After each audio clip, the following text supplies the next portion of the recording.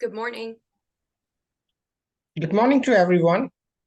Hello, good morning. Good afternoon. morning. Hello, everyone. Good morning to everyone. Hello, good evening. Good afternoon. Hi. Hi. Hi, everyone. I'm so sorry. I'm like in the middle of work and I'm on a lunch break. So I'm going to be on mute and the camera's off for just a little while, but I'm here. Okay. I'm asking to the moderator to join.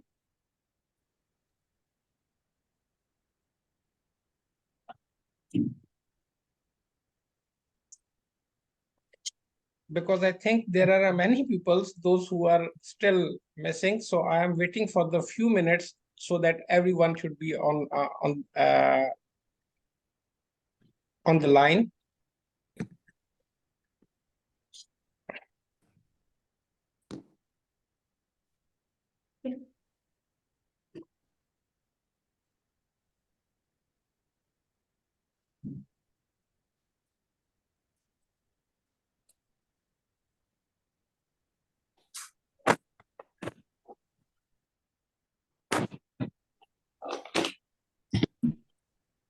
Is the moderators online?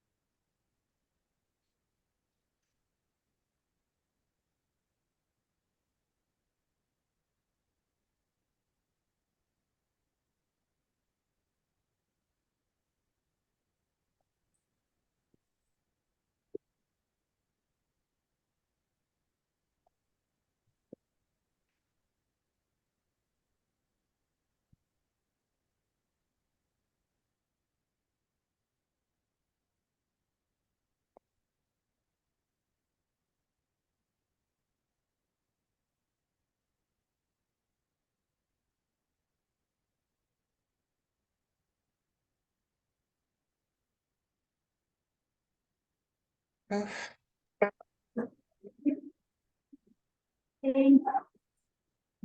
to all.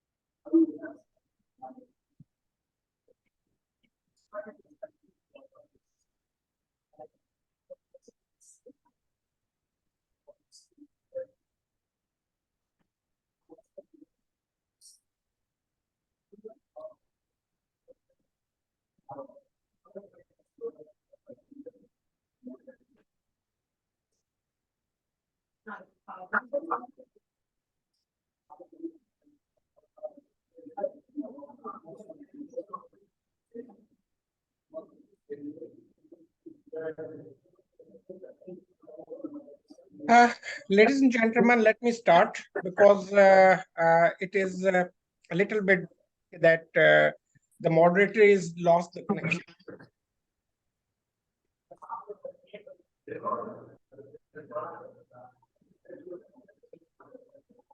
And as she will join, she will take over from me.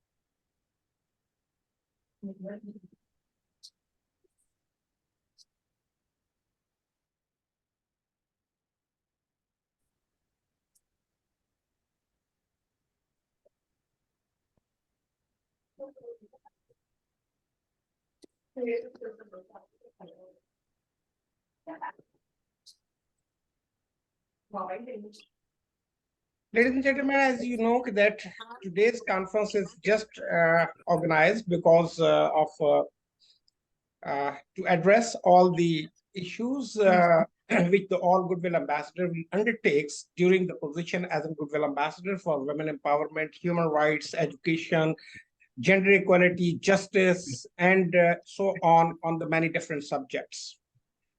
The Goodwill Ambassadors program is always designed by every organization by its own in specific terms and conditions, which has been already, I think, has been forwarded to you. And I think that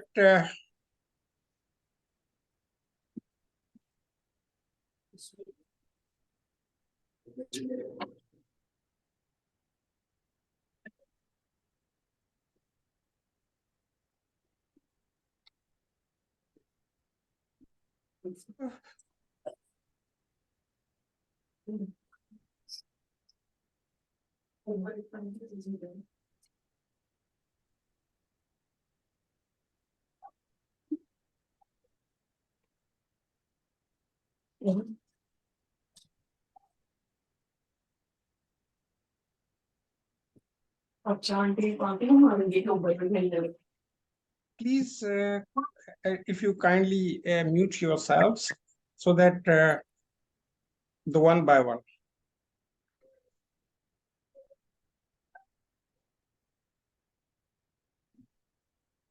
Will be the first. Actually, everybody is calling me instead of joining. And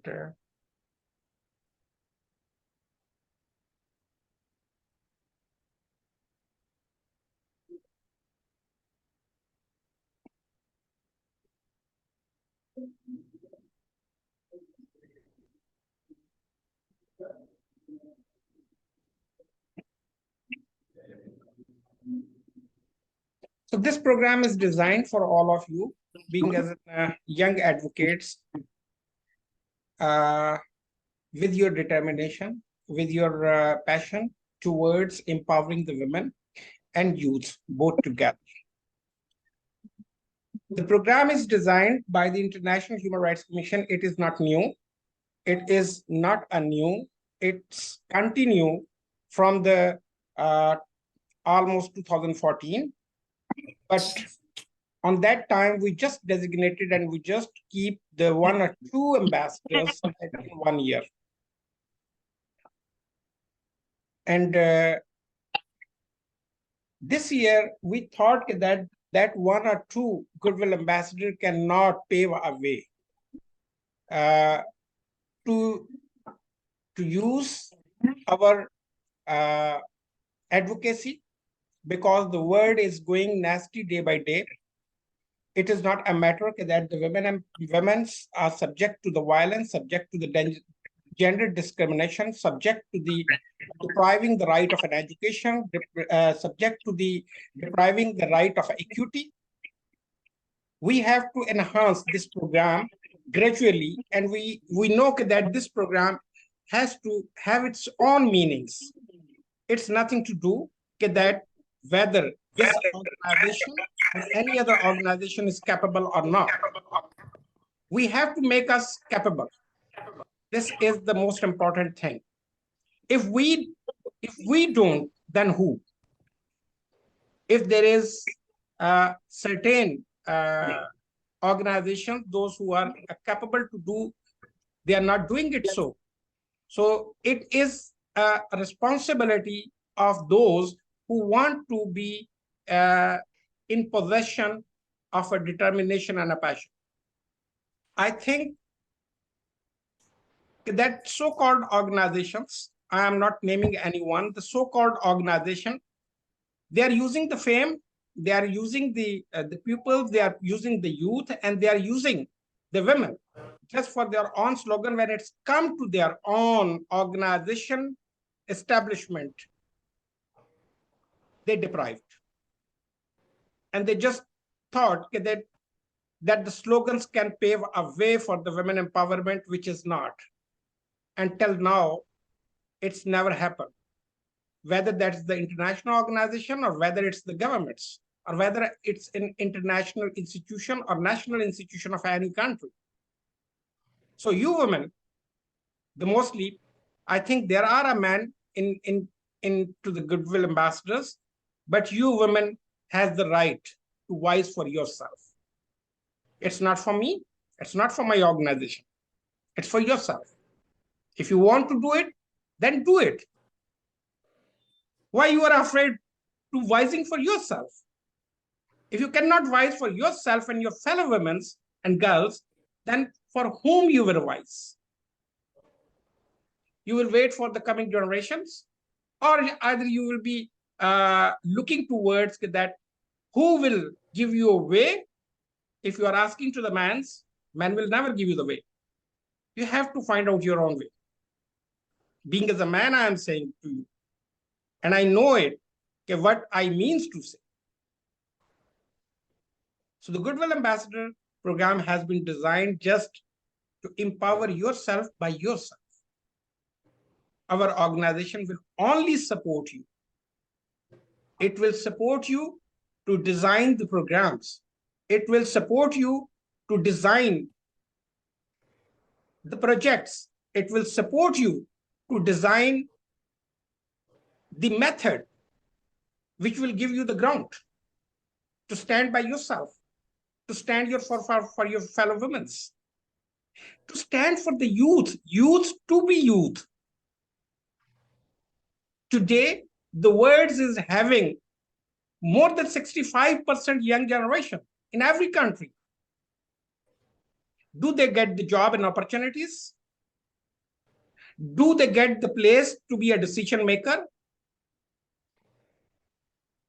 This is what is the ironically of this time. I'm sorry to say, if the Chilean president can be under 40, then why the American president should be over 75? And why the Pakistani prime minister should be over 75? The decline of a trust over the youth and young generation, it is subjugating the development of every country, every society. Intolerance is hitting our societies. We are not accepting each other. We thought that someone will come from the sky and to rescue us. That time has elapsed. Nobody will come to rescue us. We have to rescue ourselves. Ladies and gentlemen, on this time, I will seek that if a moderator has joined, because I don't know that, yes, moderator has joined, and I am making you a moderator host so that you can start. Let me introduce the moderator, Miss Faria Farooq. She is a journalist, anchor person, educated in the United States of America, struggling for her own identity in Pakistan into the men's society, and she is paving a way towards empowering herself and the society. So, Faria, floor is over to you. Thank you so much, and hello everyone. So let's have a formal beginning. I would like to thank all the excellencies, the distinguished guests, the Goodwill ambassadors, and officials of the International Human Rights Commission as intergovernmental organization, ladies and gentlemen. Let me start to welcome all of you at the unique moment in which we are welcoming the newly designated Goodwill ambassadors around the world on the platform of the International Human Rights Commission and IHRC Relief Fund Trust. Before moving forward, I would like to give you a brief description of the organization. About myself, I'm Fariha Farooq, the moderator for today's conference. Let me just highlight the basics before we move further. The International Human Rights Commission is dedicated to protecting the human rights of people around the world and promoting the culture of peace among the nations. We stand with victims and activists to prevent discrimination, to uphold political freedom, to protect people for inhuman conduct in wartime, and to bring offenders to justice. We investigate and expose human rights violations and hold abusers accountable. We challenge governments and those who hold power to end abusive practices and respect international human rights law. We enlist the public and the international community to support the cause of human rights for all. The IHRC was founded by the 7 organizations in the Leader Conference held in London on the 10th of December 1988 to create the International Network of Human Rights. The International Human Rights Commission, constituted and established as an international organization with full jurisdictional power, identity, and ability to exercise its function and fulfill its objectives as intergovernmental organization on the 22nd of November 2012 with Declaration of Intergovernmental Relations Council meeting headed by the former President of Lebanon, Excellency General Retired Emily Jamil Lahoud, in which IHRC passed its status to work as intergovernmental organization. The Commission's highest body is Eminent Persons Council, which is headed by the Ambassador Dr. Shahid Amin Khan as the World Chair of Commission, and the Presidency of EPC having 11th President of Lebanon, Excellency General Retired Emily Jamil as Council President, 18th Prime Minister of Pakistan, Excellency Syed Yusuf Raza Gilani, former Vice President Prime Minister of Iraq, Excellency Dr. Ayad Alawi, Prime Minister of Nepal, Excellency Rosalía Nath Kanal, 19th Prime Minister of the Republic of Guinea-Bissau, Excellency Duarte Barros as the Vice President of Council Presidency. The International Human Rights Commission, as an intergovernmental organization, got the observer status in the United Nations Environment Programme White Accreditation File number 476/2018 on 18 September 2018. The Republic of Guinea-Bissau, Republic of Cote d'Ivoire, and the Republic of Lebanon have signed the Instrument of Accession with the International Human Rights Commission as the intergovernmental organization. The International Human Rights Commission, IHRC, and the Organization of Islamic Cooperation, OIC, Secretary General also signed the request to establish the formal relations between IHRC and the OIC in the Leaders Summit at the OIC Secretariat at Jeddah on 23rd June 2012 as an intergovernmental organization. The IHRC also keep our close association and working partners with the EU, European Union, European Commission, Voluntario in Europa, Community of Democrats, African Union, the Commonwealth, and Organization of American States, OAS. Following are the specialized organs. The International Human Rights Commission Relief Fund Trust, RFT. In 2016, the specialized organ of the Commission for Relief and Charity Activities became one of the very first agencies to acquire special consultative status as the United Nations and the United Nations ECOSCOC, promoting the United Nations Sustainable Development Goals 2030 agenda.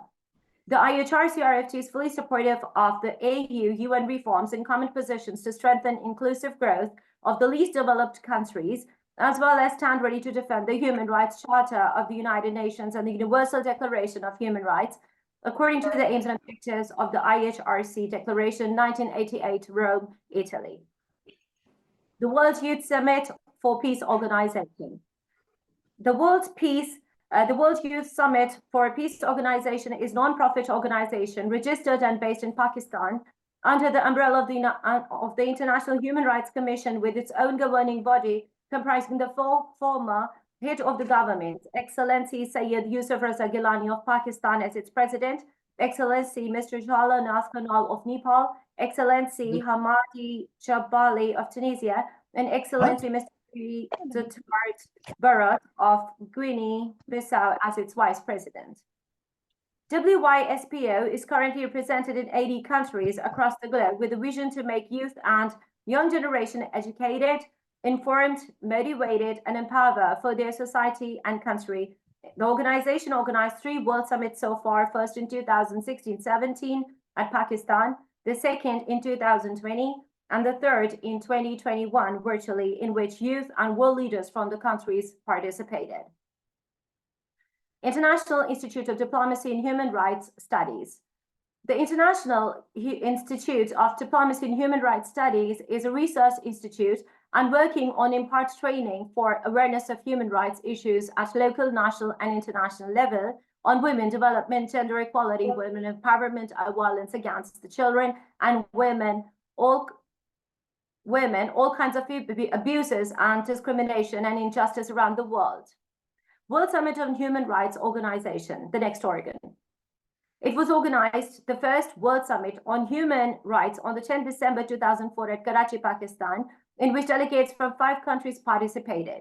Second World Summit on Human Rights on 10th December 2013, in which representatives of 37 countries participated at Islamabad, the capital of Pakistan, and declared the WSHR as permanent organization of summits. Third World Summit on Human Rights held on the 10th of December 2016 at Islamabad, Pakistan, in which representatives of 50 countries participated. The fourth World Summit on Human Rights held on the 10th December 2019 at the UNHQ New York, in which more than 70 countries participated. During the COVID-19 pandemic, the 5th World Summit on Human Rights held virtually in 2020 on the 10th of December 2020, and the 6th edition of 2021 of World Summit on Human Rights was organized to celebrate the 73rd World Human Rights Day 2021 virtually, in which many former head of states, governments, top diplomats, parliamentarians, and human rights advocates participated. Let's move forward after the introduction of the organization. Now we have with us the inaugural speaker of the conference, who is the pioneer of education for all, youth development, women empowerment, respect of human rights and international justice, climate actions, and equality for all. His Excellency, the one and only Mr. Ambassador Dr. Muhammad Shahid Amin Khan. A brief introduction. I don't think an introduction is needed. We all know his struggle towards women empowerment, but I think a formal one would do. He happens to be the first Muslim and Asian elected from its members in the history of IHRC. His term of service is for 10 years that started on February 24, 1996, which extended by the General Assembly for a second term on the March 21st, 2006. He's also the chairman of the World Peace Mission Organization, elected by the Board of Directors in its first ever meeting held at Dubai, UAE on the December 21st, 2001. Dr. Khan joined IHRC Commission during 1988 as the chairman of Jaiza Welfare Trust International, Pakistan, as the founder organization. He was later appointed as first vice chairman for Asia of IHRC from 1988 to 93. He performed the duties as acting world chairman from 1993 to 1996 after the death of IHRC third world chairman, Dr. Andreessen Brooks, and later took over the office of the world chairman of the International Human Rights Commission and ambassador at large in 1996. Dr. Khan has honored to serve his nation once his services were hired by the Prime Minister of Pakistan, and my favorite, she's no more, but she's still one of the most strongest icons in the history of the world, Ms. Benazir Bhutto, as a special advisor for a considerable period, and also worked with other prime ministers like Mr. Ghulam Mustafa Chatoy, Mr. Nawaz Sharif, Malik Miraj Khalid, and Sayyid Yusuf Raza Gilani as close associate, where he utilizes his abilities. I would like to request Mr. Shahid Amin to speak a few words for us on the occasion. Thank you, Faria. Thank you very much for a brief introduction. And I think I have already spoken in your absence with the pupils, and that was because of a short span of a time. And I am really honored that the peoples here are very much resilient, and they will speak for themselves, whatever they are going to, they are speaking. So I just want to listen to them. So that is the most important thing for me. You can go ahead with the other, because I have already spoke with the all Goodwill ambassador. I think I have delivered my message very clearly, and that is that the women has to believe on themselves. If they want to believe into themselves, in their resilience, in their determination. I will quote one thing more, which is for me is not abscan. Let me tell you, all women's girls, if the women can give birth to a one child, how much patience, resilience, determination, love, affection, and rebellions she hold it in her heart and in herself. If this work has to be given to the man, then there will be no other child on earth. So, means yourself what you are. Believe in your strength, abilities. Believe in yourself, and you will be definitely climb the skies. And the society will change. Once we will change the mindset of our society and to end the stereotypes, we will gain the gender equality. That gender equality doesn't mean that the women rule on the man. I have learned from Mrs. Benazir Bhutto Shahid, who was a first female prime minister out of 56 Islamic countries. She said that I am coming into the power to let my women and girls know that women can reach on this position. It's not that I am depriving or I am facing fear from the man, but because I know that the men and women can move together to make a resilient and prosperous society and bring that generation who accept each other. The most of the things goes on the shoulder of a mother, especially the women's. They should teach their boys, sons, how to behave with the women's, not at home, at workplace, in society, in educational institution. So when we will reach on that position, we will achieve the goal of glory. This is what is my take. And now I would like to take a little bit space that from New York, the chairman, the Secretary General of the International Human Rights Commission, His Excellency Malik Nadeem Abad has joined. I am giving apart from the program because he might be busy over there. I am giving him a part. Excellency, Ambassador Malik Nadeem Abad, Secretary General of the International Human Rights Commission at New York Secretariat. The floor is yours. Thank you so much, Excellency, Mr. Chairman. Assalamu alaikum, good afternoon, good morning, wherever you are. I'm so happy to see so many young and bright and prosperous faces. And I'm so proud of you people. And thank you so much, Mr. Chairman, for your effort to build such a strong and beautiful team of Goodwill ambassadors around the world. And very briefly, since I'm leaving for the United Nations for a very important meeting, just a small and quick note, all of you are welcome to visit your own office in New York. It's your office, it's in New York, and you are more than welcome to come. By appointment, of course. So just let us know if you're in New York and you want to visit. It's your office. We have all the resources if you want. And we'll be more than happy to welcome you and assist you and guide you any way you want.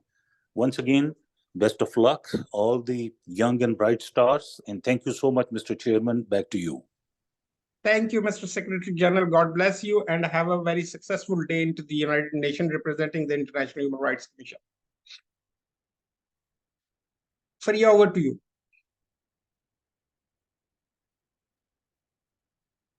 I would like to invite Her Excellency President Dr. Rosalía Arteaga. Her Excellency was born in Ecuador on December 5th, 1956. She's one of the democratically elected presidents in Latin America and the youngest to take office, becoming the first woman president and vice president of Ecuador. She was also Undersecretary of Culture and Ministry of Education between 2004 and 2007.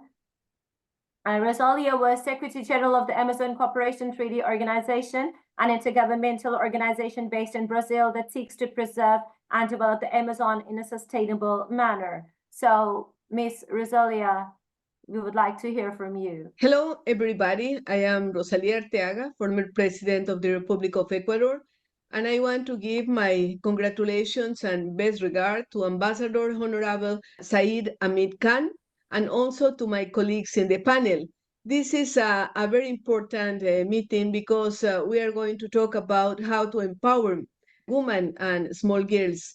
During these days, we are celebrating 8th of March, the International Women's Day. And of course, it's usual that in every country, in the different circumstances, we celebrate this day with speech, with events about how women are contributing to have a better world. And this is important, but also it's important to talk every day about the importance of equal rights for both sexes, the importance to be aware about what's happening with little girls that are violated in the same homes, in their same homes, and also the violence against women, the domestic violence, and the political violence in different countries of the world. And it's also necessary to talk about how women are working very hard to give not only the food and the comfortable things that needs people in homes, but also the contribution to the science, to the politics, to the public affairs, to business and others. And when we realize that only in a world of equal opportunities for men and women, for women and men, we can really think in a better world. My congratulations. I am now in Madrid and I want to present all my respects for all the women that are working hard to have these better opportunities in the world. Thank you.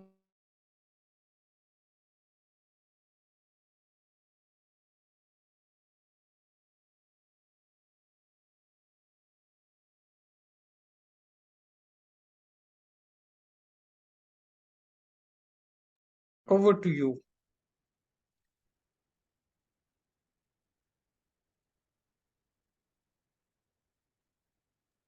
Are we done? Yes, the president was from Madrid. She was in a conference, so she sent this video speech for herself. Is it shared? Everybody has listened to her? I see then part of it. Okay. Let me again share.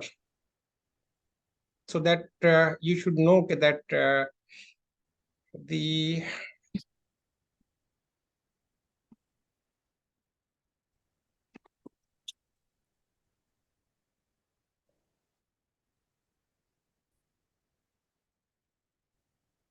Madam President. Hello, everybody. I am Rosalía Arteaga, former President of the Republic of Ecuador, and I want to give my congratulations and best regard to Ambassador Honorable Said Hamid Khan, and also to my colleagues in the panel. This is a very important meeting because we are going to talk about how to empower women and small girls. During these days, we are celebrating 8th of March, the International Women's Day. And of course, it's usual that in every country, in the different circumstances, we celebrate this day with speech, with events about how women are contributing to have a better world. And this is important, but also it's important to talk every day about the importance of equal rights for both sex, the importance to be aware about what's happening with little girls that are violated in the same homes, in their same homes, and also the violence against women, the domestic violence, and the political violence in different countries of the world. And it's also necessary to talk about how women are working very hard to give not only the food and the comfortable things that needs people in homes, but also the contribution to the science, to the politics, to the public affairs, to business and others. And when we realize that only in a world of equal opportunities for men and women, for women and men, we can really think in a better world. My congratulations. I am now in Madrid, and I want to present all my respects for all the women that are working hard to have these better opportunities in the world. Thank you very much.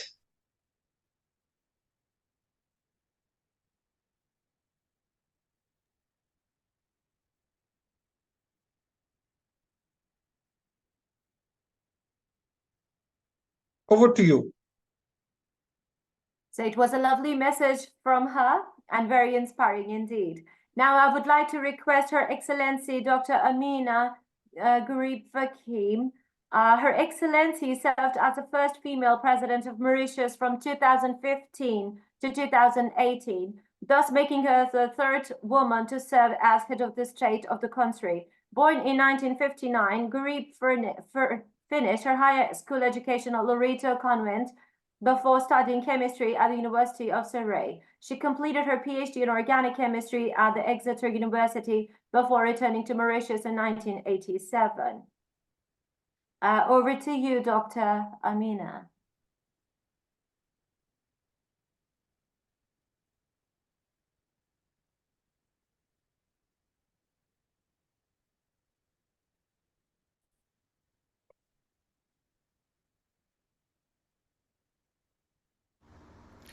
Excellencies, distinguished guests, ladies and gentlemen, it is a privilege to be addressing this conference on how leaders of the world need to empower women. I would like to thank His Excellency Mr. Shahid Khan for associating me with this important discussion.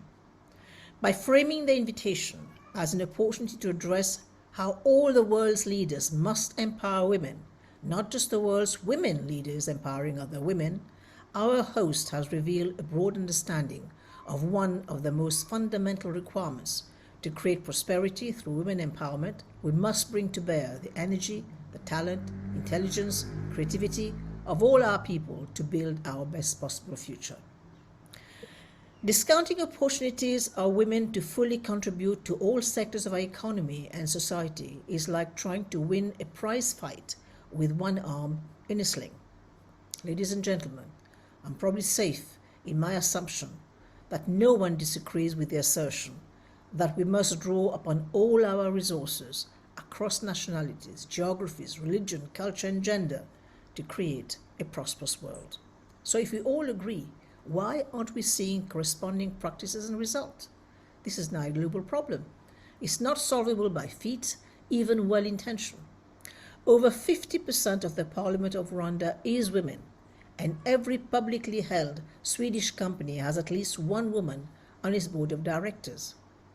But these mandates are more symbolically helpful than a formula for change. The reality is that when it comes to women leadership, we are all behind. Let us take the United States, a supposedly gender-enlightened country, as an example.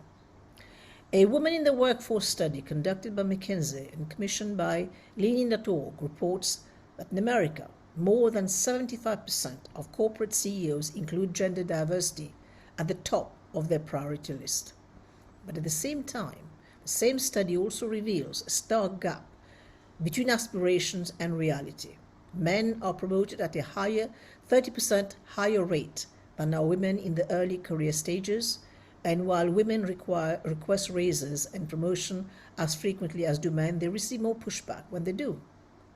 So perhaps it shouldn't surprise us that the success of women in that part of the world falls off steadily at each successive step on their career ladder. Women are 46% of those hired at an entry-level position and fall off gradually until only 19% of those making it to the C-suite. Ladies and gentlemen, I'm firmly convinced that the highest return to our economic development and also to our health and well-being come from investing in education workforce and governance conditions to enable an STI-based economy to thrive. This can be achieved only by the inclusion of all our most ambitious and creative contributors, women and men. I reiterate this. My advice to girls and young women who wish to become leaders is to get the best education they can and to consider focusing that education on science, technology, and innovation. This is because I predict the world leaders will increasingly come from the ranks of those whose wisdom is firmly rooted in STI. Such knowledge creates an orientation of unbiased analysis, informed engagement, and rational thought. This framework must replace empty promises, turning people against each other, dogmatism, and a personal charisma as the dominant qualities of leadership in the future. When we consider the African continent and its macroeconomics, we may appear to be at a hopeless disadvantage. Our continent is home to 15% of global population, produces only about 3% of global GDP, while carrying 25% of the world's disease burden. But in the last generation, Africa has exhibited an ability to exploit our disadvantages to leapfrog to a better place. We see this in multiple industries. Innovation that promises to deliver broad products and services to address basic needs and feed our economy can be easier to introduce in Africa than in other parts of the world. This is because a relative lack of legacy means that there is less existing infrastructure to dismantle. So, for example, Kenya is the global leader in mobile-based money transfer through its mobile product M-Pesa. M-Pesa was created and has thrived because the great majority of Kenyans were, at the time that M-Pesa was introduced, unbanked. That is, they didn't have sufficient credit history or resources in order to qualify a bank account, so big banks didn't have much incentive to resist the creation of a grassroots mobile money service. Ladies and gentlemen, science, technology, and innovation have the power to disrupt and shift trajectories as STI increasingly influences all aspects of life today, not just careers directly in the sciences. STI solutions are required to grow business and social enterprise, improve health outcomes, including the sexual and reproductive health that is so important to enable women and girls to determine their own destinies, provide clean energy, manage the environment, and develop infrastructure. Indeed, the SDG on gender directs the global community to, and I quote, enhance the use of enabling technology, in particular information and communication technology, to promote the empowerment of women, unquote. Just as was documented in the US, where there is a loss of women with each step up the corporate ladder, there are parallel challenges in Africa for girls and young women to move up the science, technology, education, and math education ladder. The number of girls and women in STEM declines steadily on the arc from secondary school to university laboratories, teaching, policy making, and leadership. In the STEM realm, as with anything, there is good news and bad news. The good news in sub-Saharan Africa, the education gender gap is gradually being closed. Notwithstanding these impressive gains in girls' education, the bad news is real and it is sobering. UNESCO reports provide new evidence that gender gaps in education persist. This is evident in the fact that 16 million girls between ages 6 and 11 worldwide will tragically never start school, compared to 8 million boys thus deprived. The gap widens when one moves beyond education to factor in future development and wage earnings. This leaky pipeline, where we lose the talents of girls starting from the youngest years of school through early and mature career stages, means we are losing potential talent to contribute to our prosperity and well-being. Our arm is still in the sling. There are great divides in women's access to, participation in, and leadership within the STI sector, despite women being on the front lines of energy use, climate change adaptation, economic production, and as protectors of extensive traditional knowledge. Ladies and gentlemen, in the formal STI sector worldwide, women make up under 10% of those in innovation hubs and as recipient of venture capital funding. They represent only 5% of membership in national academies of science and technology. We are similarly underrepresented in research and development, publication, and leadership in government and the private sector. We must urgently address the dissociation between the interest and ability of women to provide brain power and their inclusion in the formal power structure. The reasons for the disconnect are many and pernicious, from access to technology to education investment gaps, to cultural beliefs and expectations, to customs around childcare, to persistently diminishing stereotypes. Globally, girls demonstrate no less interest in science and math education in primary school than do boys, but they start to select themselves out of STEM courses in early secondary school. Societal attitudes and bias hinder girls' self-confidence and ambitions, with science and technology often considered male domains, a sad casualty. Governments must also be held accountable. Policymakers must create the right conditions to encourage STI investment and reward positive behaviors such as inclusion, environmental preservation, and economic independence. We can leapfrog the world in empowering women leadership. Here's one formula. Women are essential to inclusion. Inclusion is the key to STI, and STI is the path to leadership. Creating the right condition to reward basic human ingenuity will be the key to our collective prosperity, and that, ladies and gentlemen, you don't have to look a certain way or have a certain name to be a full contributor. I thank you for your attention and have a great conference. Over to you, Faria. I would like to invite His Excellency Rui Duarte Barros. Excuse me if there is a problem with the pronunciations. So about him, he was the first Prime Minister of the Republic of Guinea-Bissau from 2014 to 2016. Before that, he was Commissioner at the West African Economic and Monetary Union. Mr. Barros is a computer scientist with various qualifications from the Old Dominion University, Norfolk, Virginia, USA. That's from where I studied as well.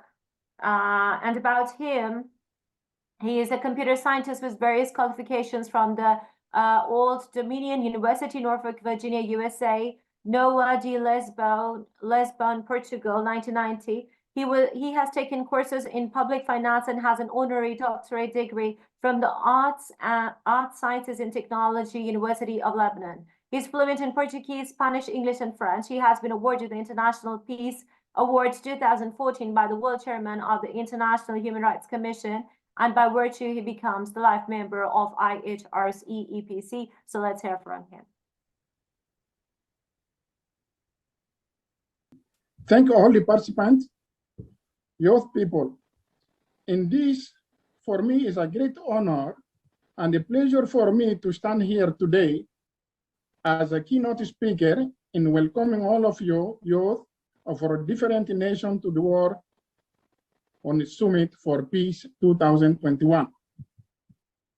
As this summit takes place virtually via Zoom, for the first time, I want to ask all of you, the youth of all countries participating in this event, to do the maximum for the success of the summit, because I think the young people can make a difference in this world by leading the way for sustainable development goals and for peace everywhere.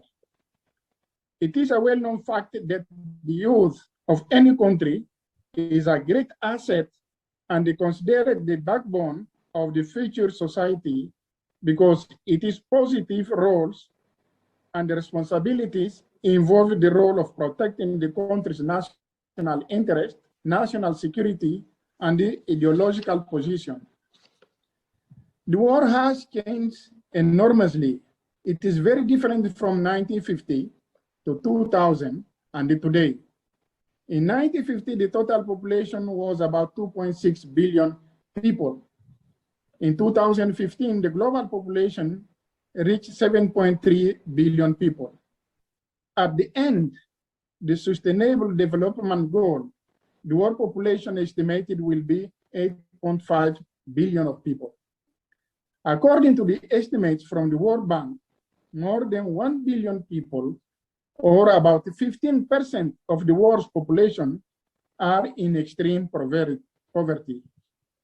Extreme poverty, previously concerned in East Asia, has shifted to the Sub-Saharan Africa and the South Asia, which today accounts for 80% of the world's poor, the majority of women, to whom are women and children. We cannot admit to many youth are unable to participate fully in society, where around 175 million young people in low-income countries cannot read a full sentence, where among those aged 15 to 24, some 500 million live on less than $2 a day, and over 73 million are unemployed.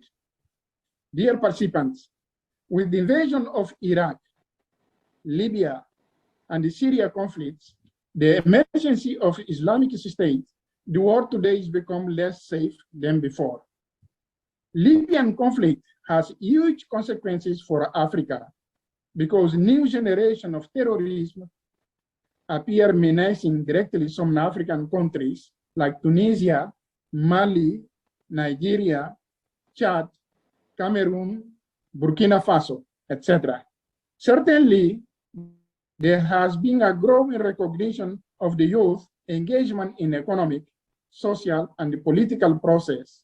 For that, I'm sure that the youth can be an excellent leader, a great leader, which their action can inspire many other young people to dream more, learn more, and do more. Dear participants, the war is in a trouble, and nobody is denying that. The problem of human rights, poverty is there, and the gap between the poor and the rich is coming bigger every day. One of the biggest issues the youth is facing every day is the problem of peace, insecurity, terrorism, and the conflicts. For that, all of us, and mostly the youth people, must work hard and help to find the right solutions for those problems, because the world cannot wait anymore.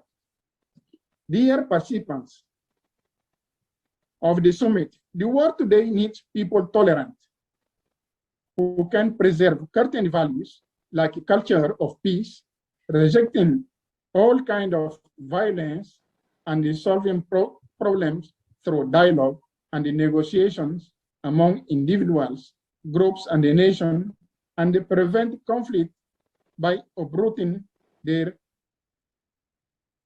causes. In many parts of peace is a dream, children, young people, and women suffer from conflict and violence. Youth of the world, the future of the world is in your hands. And tomorrow begins today. Today, the global crisis that the world is facing is affecting mostly young people too, and we must come with solutions that will lead the world leaders to take immediate actions. Young people can play an important role in promoting the culture of the peace and the non-violence to everybody. And when empowered and given the right opportunities, youth are effective drivers of change. I thank you and the fruitful summit. Thank you very much, Excellency Prime Minister.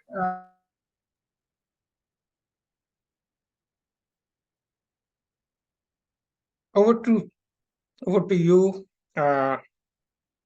you, Faria. Let me just mention it here. One of our Goodwill ambassador from Mexico, she is exposed by the COVID-19 new variant. She is here because she messaged me that she cannot sit longer. And I think with due apology of all of Goodwill ambassador, if we give her a chance to say something, Miss Sara Martins of Mexico, the floor is yours. Sara.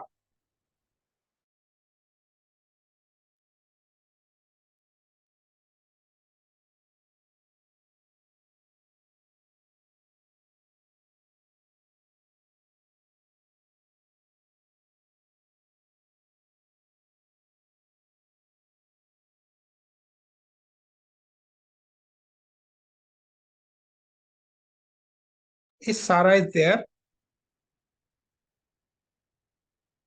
I think she has a problem. I'm looking at her. But anyway, proceed. I would like to next invite His Royal Majesty Dr. Chukwudi Jude to speak for us today. A little about him, a brief introduction.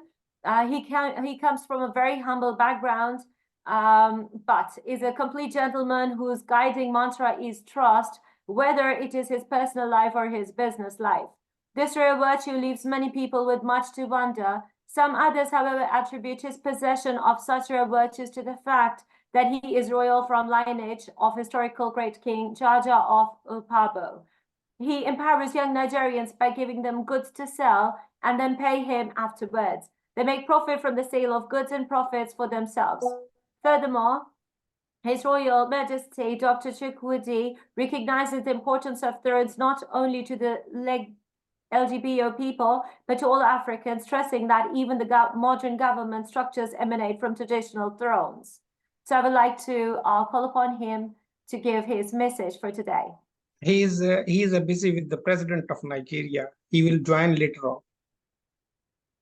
Okay.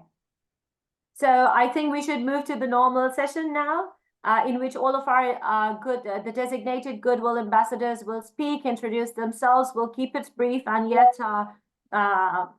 we really want to hear all of you. So let's start off. I think the speaker number 1 and speaker number 2 is not here. I am looking at the list. I don't know what is the, no, speaker number 1 and 2 is not there. Speaker number 3 is here. Speaker number 4 is here. Miss Irina Linova of Russian Federation, Goodwill Ambassador for Women Empowerment. Floor is yours, Irina.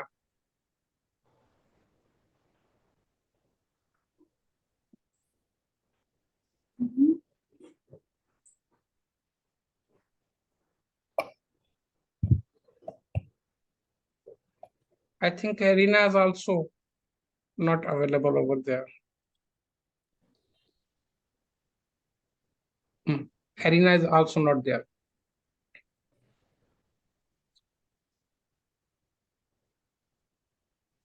Mr. Mughal is not also there. Nadia, Miss Nadia. Yeah. Yes, hello. Miss Nadia is there, and the floor is yours. Miss Nadia, she belongs to Spain, a very wonderful country. She's a Goodwill Ambassador for Women Empowerment and Arts because she is an artist too. The floor is yours, madam. Okay, thank you so much. So, hello everyone. My name is Nadia Believe. Firstly, I would like to express my gratitude to you, Dr. Muhammad, for inviting me here, and all the organization for appointing me as a Goodwill Ambassador. It's truly an honor to be here. So a little bit about myself. I'm an artist working in the field of electronic music as a DJ and producer for the past 2 years. Before embarking in my career, I studied international relations and I was working on the social field. So one of my main goals from the very beginning was to bridge the gap between these two industries. And there was always been a need for me to convey my values and voice through music and art, and help other voices also to do the same. When I started my career, I felt also that masculinity was very prominent.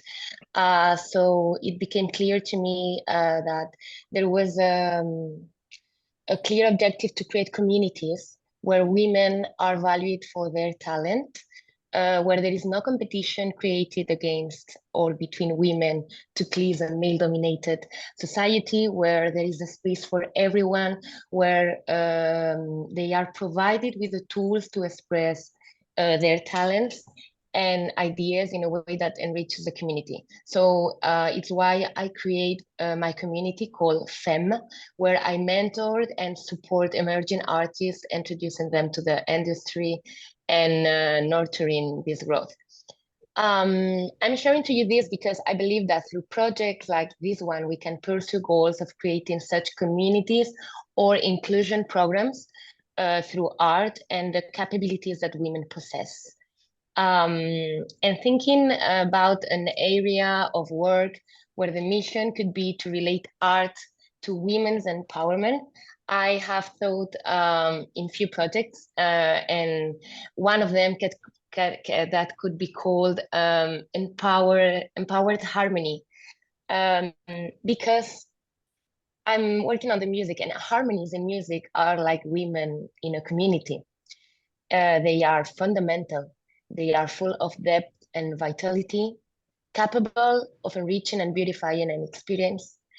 Harmonies are complement the main melody in a song, so women complement and enrich society.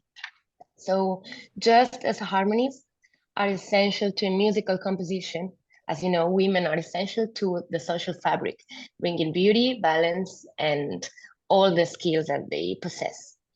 So I hope through this program and through all the conferences that we will have, we will be able to create these inclusive spaces, organizing events, art events where women can exhibit their work, providing them with the good skills, with the good tools, doing workshops and training programs, promoting leaderships, or collaborations and support networks around us with all the Goodwill's ambassadors.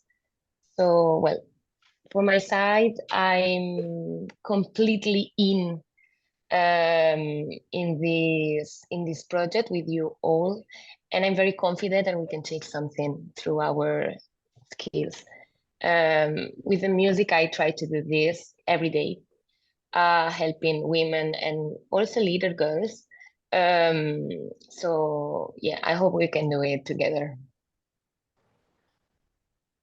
Thank you very much, Nadia. You are an inspiring woman, and you are leading the women through art, compassion, and that is the more important. That I hope that some sort of project, whatever you will introduce, send to us, we will definitely try to implement that, not only in Spain, the rest of the countries as well, because art is a language of love and compassion. Thank you very much. Madam Moderator. Thank you to you. Now we will move to our next participant, the next Goodwill Ambassador from Pakistan, Miss Ameenah Jabin.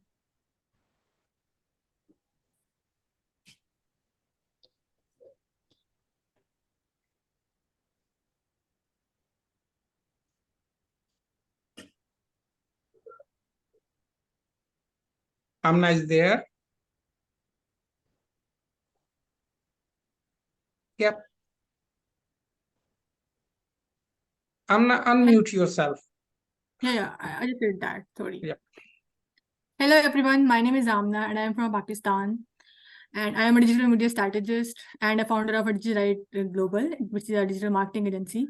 And thank you, Mr. Ambassador Dr. Shahid Amin, for giving me this opportunity to be part of this organization. So let me introduce myself. Basically, I am Ameenah from Pakistan, and I have done Masters in Mass Communication. And besides that, I am a social media influencer and a freelance journalist as well. And I'm also an advocate for the anti-tobacco campaign by the Chromatic organization. And over the years, I have worked with various government organizations, spearheading their digital marketing campaigns and events. So as an award-winning social media activist, my journey is deeply rooted in community engagement and harnessing digital platform for driving positive change. And as a female leader, I am dedicated to supporting women empowerment and have actively contributed to projects aimed at empowering women. And I have had the privilege of training numerous young women in digital marketing. And I am conducting educational sessions on the subject at a university level as well. So furthermore, I have been an advocate for promoting Pakistan's positive image and boosting tourism through engaging Twitter campaigns, etc. And I am working with a strong commitment to empowering women and making a positive impact on society through the digital and social initiative. So I have designed a proper women financial independence program for the women empowerment. If I can share the details of that program, dear Ambassador. What is your question, Amna, basically? I am just asking that I can share my financial independence program. Can I share that here? Of course. Do you want me to share the screen screen with you? I will just talk about that. Okay, no problem. So basically, I have designed a program for the women in my country. Those are home-based women basically, and they want to earn, but they are not economically well, and they want to earn from home.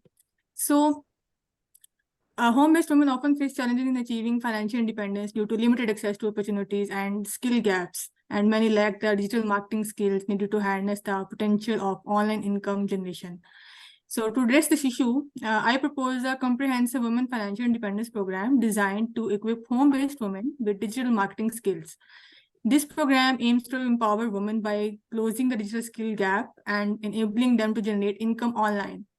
This program will provide a structured curriculum and support system to women, teaching them a wide range of digital marketing skills. And the objective of this program is to empower women with digital marketing skills, enabling them to create an additional source of income, thereby achieving financial independence. So that's from my side. Because I think in my country, women are, the main challenge of women is economical challenge. They are not financially independent. And my goal is to make them financially independent. That's very wonderful of you, because the woman without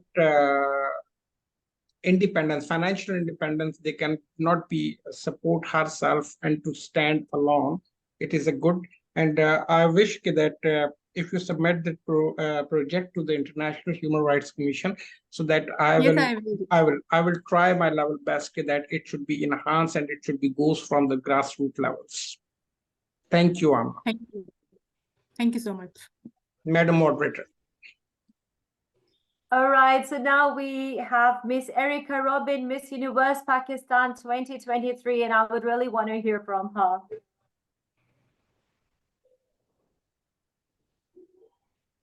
Hello, yes, can everyone hear me?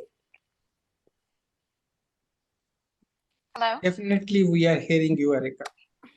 Okay, perfect. So ladies and gentlemen. First of all, thank you very much for breaking the barriers for the women of Pakistan, to representing the women at the top level of the beauty contest. And that makes our peoples of Pakistan more prouder on our women, especially the young girls. Go ahead. Thank you so much. I really appreciate it. So ladies and gentlemen, I'm deeply honored to stand before you as the Goodwill Ambassador for Women Empowerment and Gender Equality at the International Human Rights Commission.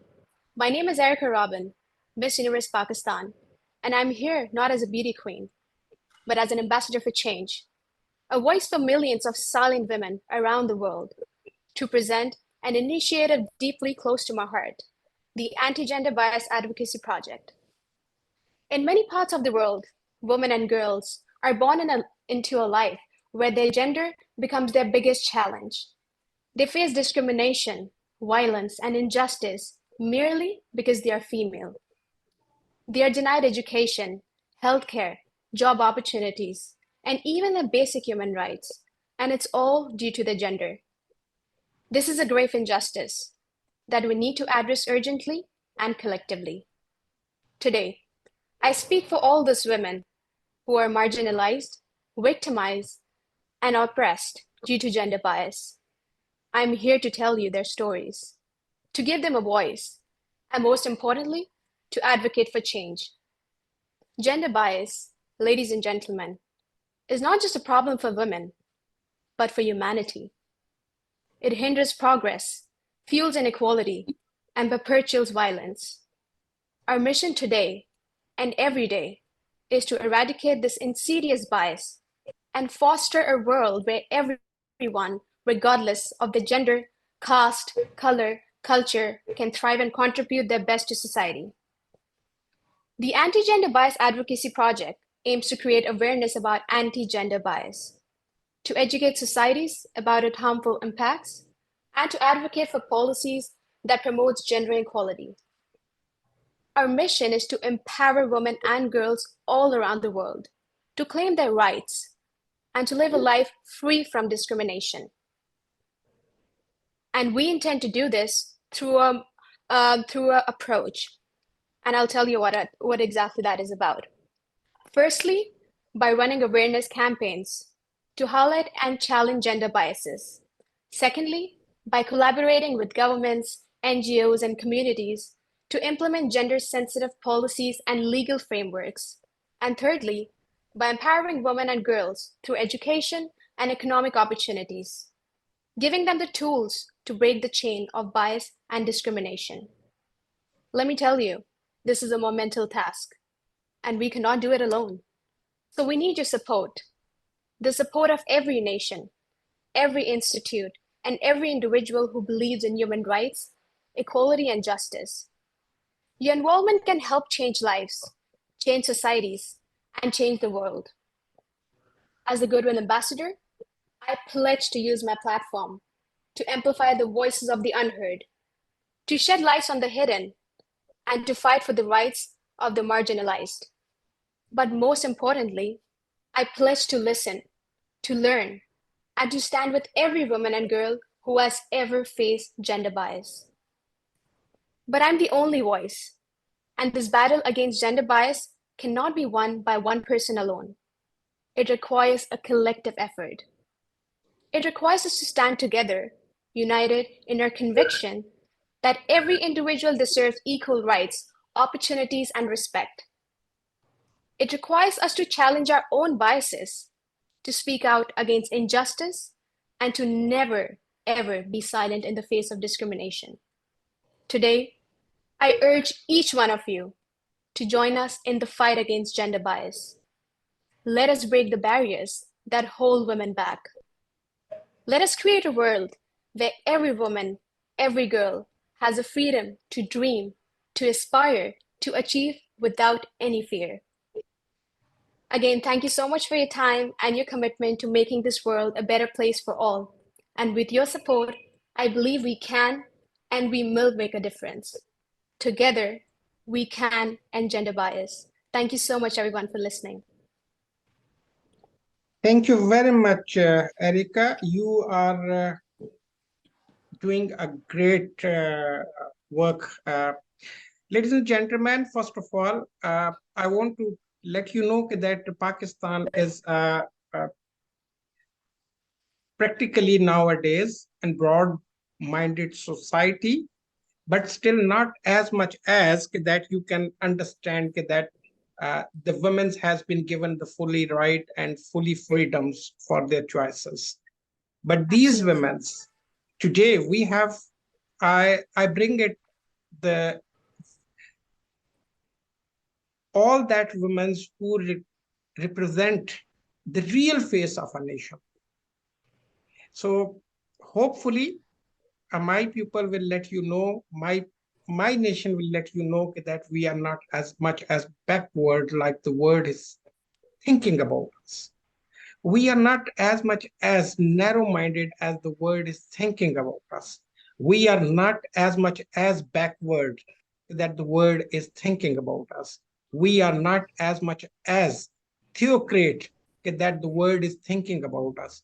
we are not as much as, I will just simply say, okay, we are not a criminal or terrorist. The world is thinking about us. So we are open-minded society, and these women and these young women is a real face of my country's women, because they are breaking all stereotypes in our country and our society. They really deserve, in my opinion, every woman and girl deserve who stand for herself and for fellow women's big claps. But these women's, from where an Islamic countries, the women's comes, and having a sash of Miss Universe or Miss Charm or Miss World, they are a marvelous woman of our society. God bless you, Erika. Thank you so much. I really appreciate your kind words. Thank you. Ladies and gentlemen, I intervened into it, Madam Moderator, with your permission, that Miss Mariana Rodova, she is having a flight after 10 minutes, and she is over there. So I want to give her a floor to Maria. Maria, the floor is yours. Hello, everyone. I apologize for boring you with my personal issue. I need to go in 10 minutes. I'm so proud of all of you, and I'm so proud to be part of this project. I will give 100% of my full energy to do my best to help the women, children, and all the people who need. I'm an industrial designer with my own studio, and we trying in our time to help the new designers or the people who cannot find the own way for go inside to industrial fashion business, or to get a job in any position in the fashion industry.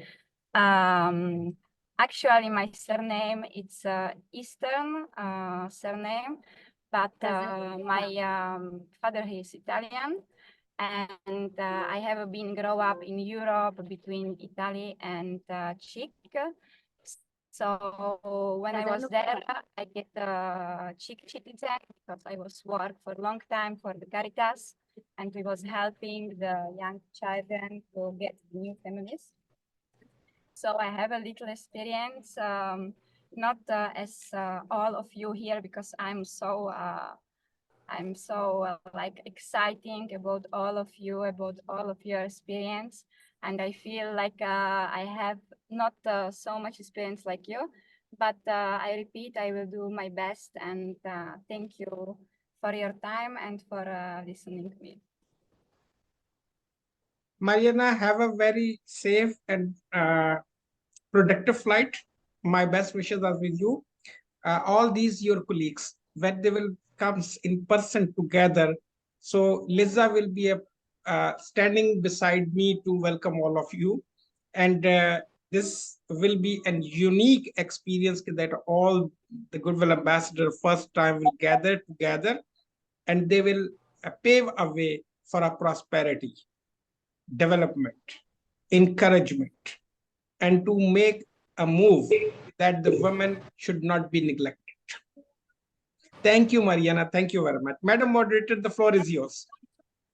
Yes, so now I would like to call upon Mr. Sarkar Tanvir Ahmed from Bangladesh. He's the Goodwill Ambassador for Youth Development. Do we have him here?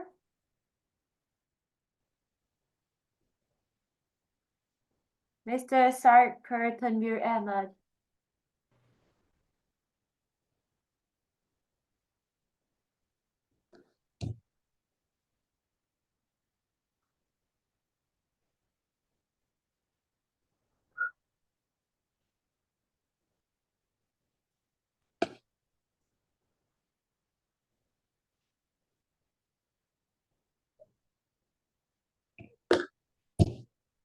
Madam Moderator, I think he lost the connection. Okay, so our next speaker will move to that. That is Miss Rose Makaria. She is the Goodwill Ambassador for Social Justice from Kenya. No, she is, let me correct the list. Rose is not also, I'm not seeing here. So let's go to the Naz Bukhari. She is an Pakistani American, Pakistani origin, but American, a Goodwill Ambassador for Women and Human Rights. So the floor is with you, Ms. Naz Bukhari. Hello, good morning or evening or afternoon, depending on where you are. Like the ambassador said, my name is Naz Bukhari. I am a Pakistani American living in New York City. I was born and raised here in the US to a Pakistani family, making me first generation American. A little bit about my education and career. I have an MBA degree, and I'm currently working in the luxury goods industry as a digital marketing associate. So on a daily basis, I work with a diverse range of people globally, mixing creativity and business. In the past, I've worked in luxury fashion, finance, and also human resources. So I'm really excited to be here today and to have been chosen as a Goodwill Ambassador for Human Rights and Women's Empowerment, and to have the opportunity to use all of my experiences to make a positive impact and amplify marginalized voices. So thank you to this organization and to the ambassador for inviting me for this opportunity. I believe that there's no human rights without women's rights, and that there is no women's rights without women's empowerment. I think that these are inseparable, and I say this because you can give a woman the right to work or to vote or whatever it may be, but you also have to empower her by supplying her with the tools and education to be able to exercise those rights successfully and to thrive in her everyday life. And this topic of women's empowerment is something very close to my heart and to my personal story, having been raised by a single mother, who, as the ambassador earlier said, she always advised me to never rely on a man and to always make my own way. And I know this is something not unique to me. There are many other young girls who find themselves in a position to be a single parent, as well as young girls who find themselves being raised by a single mom or even other family members. And so I can understand the impact that it has on their lives and, having lived that myself. And I want them to know that there's hope and they're not alone in their struggles. This is why I'd like to make my focus on making a tangible impact on the lives of single mothers and young girls who are raised by single women. My suggestion is to work by making initiatives and providing support to these women, by providing them with the tools to uplift them to overcome challenges. I think that would really make a difference in their lives. And I believe by doing so, we can create a ripple effect on the livelihood of future generations. I think that these tools can include raising awareness, providing mentorship, and creating programs for them. These can all be crucial points, especially in places like Pakistan, where women have a lower literacy rate. Offering guidance and support can empower women to realize that they can overcome any challenges they face and come out on top in a position to achieve their dreams. I believe that even the smallest act of kindness and assistance can make a significant positive change in their lives. So hopefully this is something we can work on together to make a meaningful difference. Thank you. Thank you very much. Thank you very much. You are absolutely quite right. Don't trust on a man. Trust yourself. And of course, the trust is not only the things that you have to do. You have to trust on your ability, on your strength, on your power. So then you can have a partner. If a ruler, then don't trust the man. God bless you, and I will look forward to that you will do a marvelous work to teach your fellow girls that they should believe on themselves first, and then to the any other things. We will look forward to that whichever project and campaign you will launch. We, International Human Rights Commission and its sisters concerns organizations will definitely support that. God bless you. Thank you so much. Thank you. Over to you, moderator. Next, I would like to request Dr. Sara Gil Khan, Goodwill Ambassador for Gender Equality from Pakistan. Hello, everyone. I hope all of you can hear me. I don't know what to say because I hadn't prepared that much. I thought it would be a very casual thing, and I just landed Pakistan. And I'm happy to hear Erica because I can relate. I'm from Pakistan and also kind of modern for the society. In society view, I am, but in my view, I'm just being myself. So let me.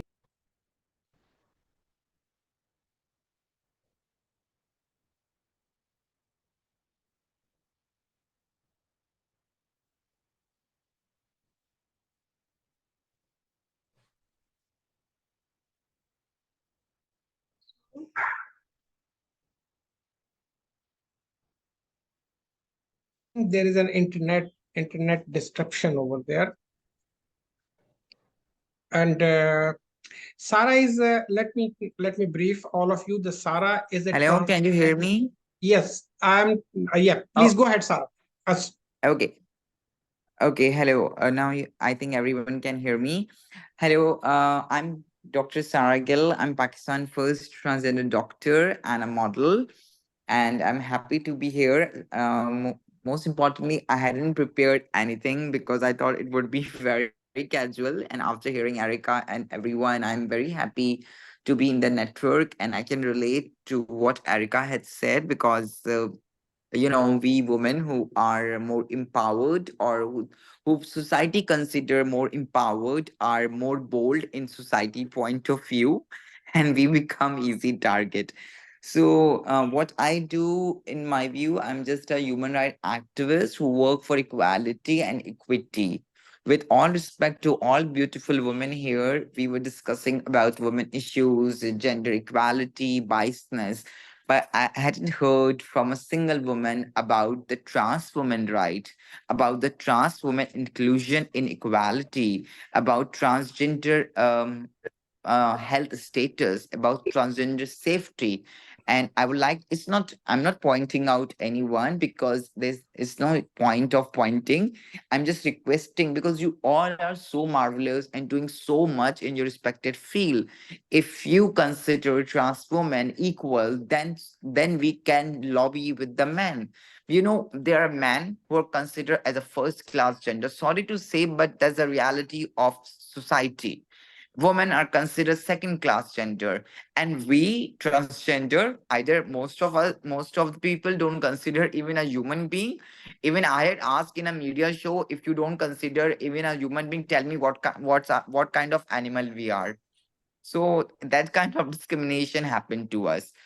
And about me, I had represented Pakistan transgender community at several international forum like WHO consultant for the health guidelines, for Ashoka Fellowship, Sahara Fellowship, European Union Fellowship, SI programs, and also I'm the first Muslim transgender ever invited by USA prestigious program with the name IVLP, and I got several awards.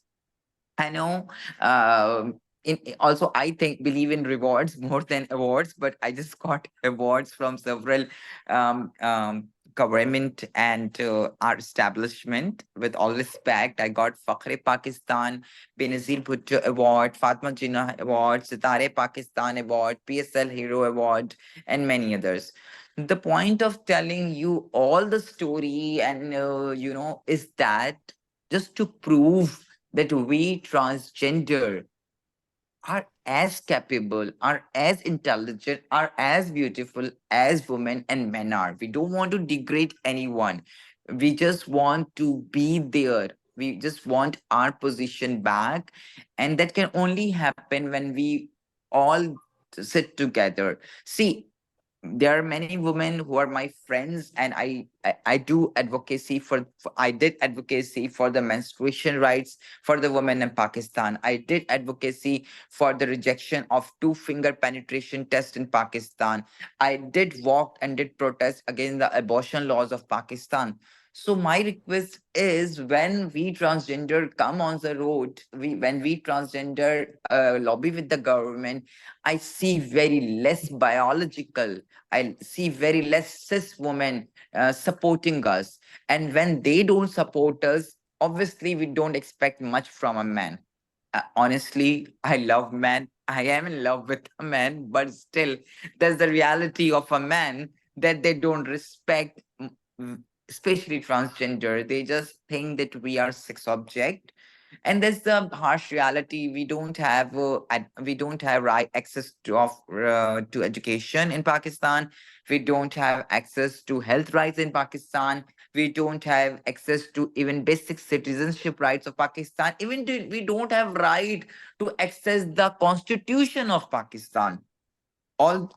Everything is there on papers but not in reality. So that's why whenever we talk, I understand my community sometimes dress up in an odd way. Sometimes we knock your doors on roads to get some money out of your car.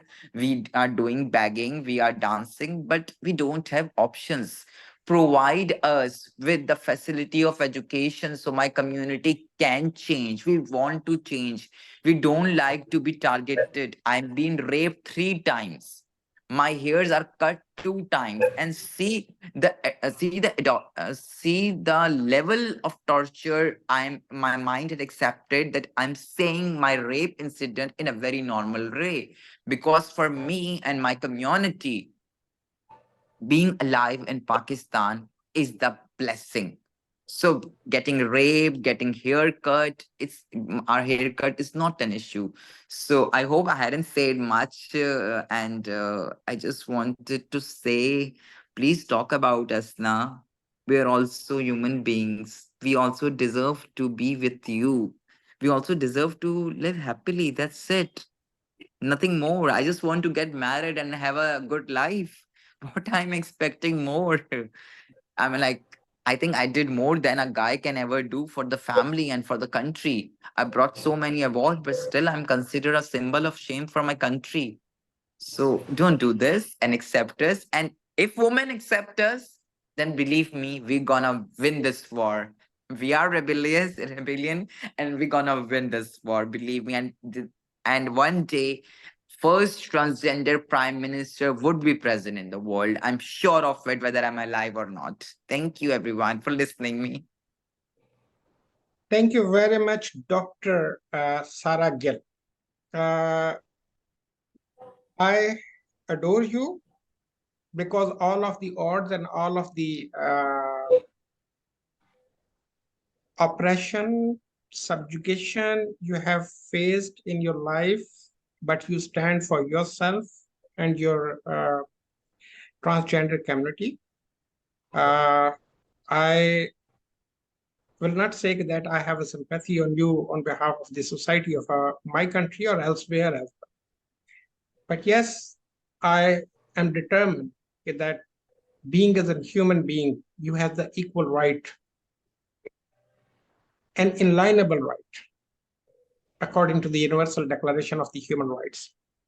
Thank you so much. Bringing you as a Goodwill ambassador is a clear message to everyone that no human being, I'm calling it human being, be subjugated to deprive their rights, being as an individual and being as a human, no matter they are the transgender, no matter they are the men or women, girls or boys, they are equally in front of the Human Rights Declaration, and they have the right to flourish into the society according to their own way. And I'm very much proud to have a first transgender Goodwill ambassador, not only for the International Human Rights Commission, globally. It is the first organization who has appointed the transgender as a Goodwill ambassador.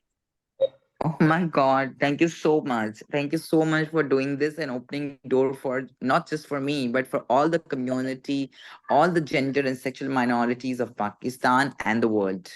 You are already running a project.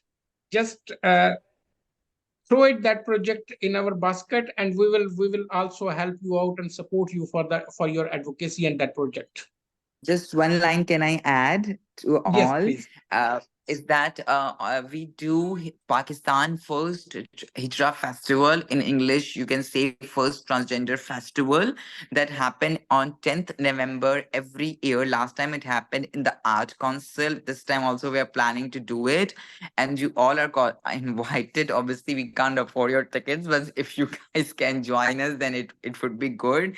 And I will definitely contact you, especially for this mobilization event. Thank you very much. Thank you very much, Sarah. Ladies and gentlemen, I have one problem which I got the message. Miss Rubab Zahra, she is also one of a Pakistani, and first of all, I say condolences for her because someone in her family has passed away, and she don't want to leave the conference. I am giving her a floor for 1 minute so that she can say by herself and she can go into the funeral. So, Miss Rubab Zahra, floor is yours.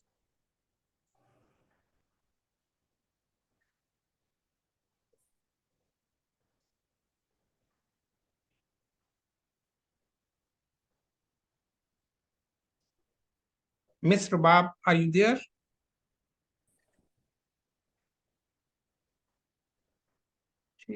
She's again lost. Okay, go ahead with your order of the speaker. Okay, so now I would like to request Miss Yara Karam Suleiman, Goodwill Ambassador for Youth Empowerment from Lebanon. Miss Yara. Hello, everyone. Hi, everyone. So I'm so happy to be here today, and full pleasure, of course. So let me tell you quickly about me. First, I'm a mom of two. I'm a computer scientist, and I'm a confidence and relationship coach. I took my certification from Coach Masters Academy, Singapore, accredited by the International Coaching Federation. I studied as well deciphering personalities and body language in the Lebanese American University, which is LAU. I'm so happy to be here. As for the young people in my country and all over the world, as a confidence and relationship coach, I do believe that every woman that needs to do something in her life related to work, family, business, anything, she should be confident with every step she takes. So that's why for me, I could have kind of a coaching program where I can coach young women to raise the self-esteem, the self-confidence, to see things clearly in her life, so she can take better decisions in her life. And as Dr. Muhammad said, we have this resilience, the love, and we believe in our abilities.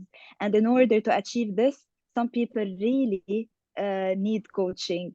And I'm saying this as part of my experience that I have, and it's more than 400 hours of coaching. And I saw a lot of young women that they really need this. They need the motivation. They need to figure out what strong strengths they have inside of them. So I'm willing to coach as much women as I can to help them achieve a lot in their lives. Thank you so much. Thank you, Yara. After so long, Lebanon, Lebanon is having my affair of a life, because Lebanon is, especially Beirut, which we call it the Arusul Balad al-Arabiya. So yes, the Lebanese people are very resilient, especially the women. And also I'm saying that the men don't have the such power in the Lebanon in front of the women. So we will get you aboard, because you are running a very good project. And that project should be enhanced into the other countries, because when the women will come with their own strength and they know what they are, they will be capable to raise the family, raise the society, raise the business, raise themselves as financially independent. So it is most important. Thank you, Yara, and God bless you and your family and your two wonderful kids. Thank you so much. Thank you so much, Dr. Muhammad. Thank you. Madam Moderator, please. Yes, now I would like to request Ms. Firavana Alizada from Azerbaijan, the Goodwill Ambassador for Youth and Women.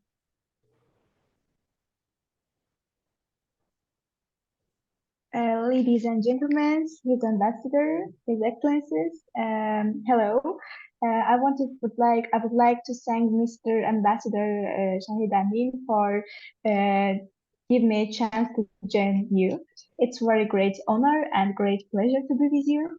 I want to say briefly that it's a great case that we are speaking now because right now women and men around the world are part of an unprecedented movement for women's rights, equality and justice. For example, from global march to social media campaigns, women are raising their voices in unison, calling out like sexual harassment, organizing for unequal pay and women's political representation.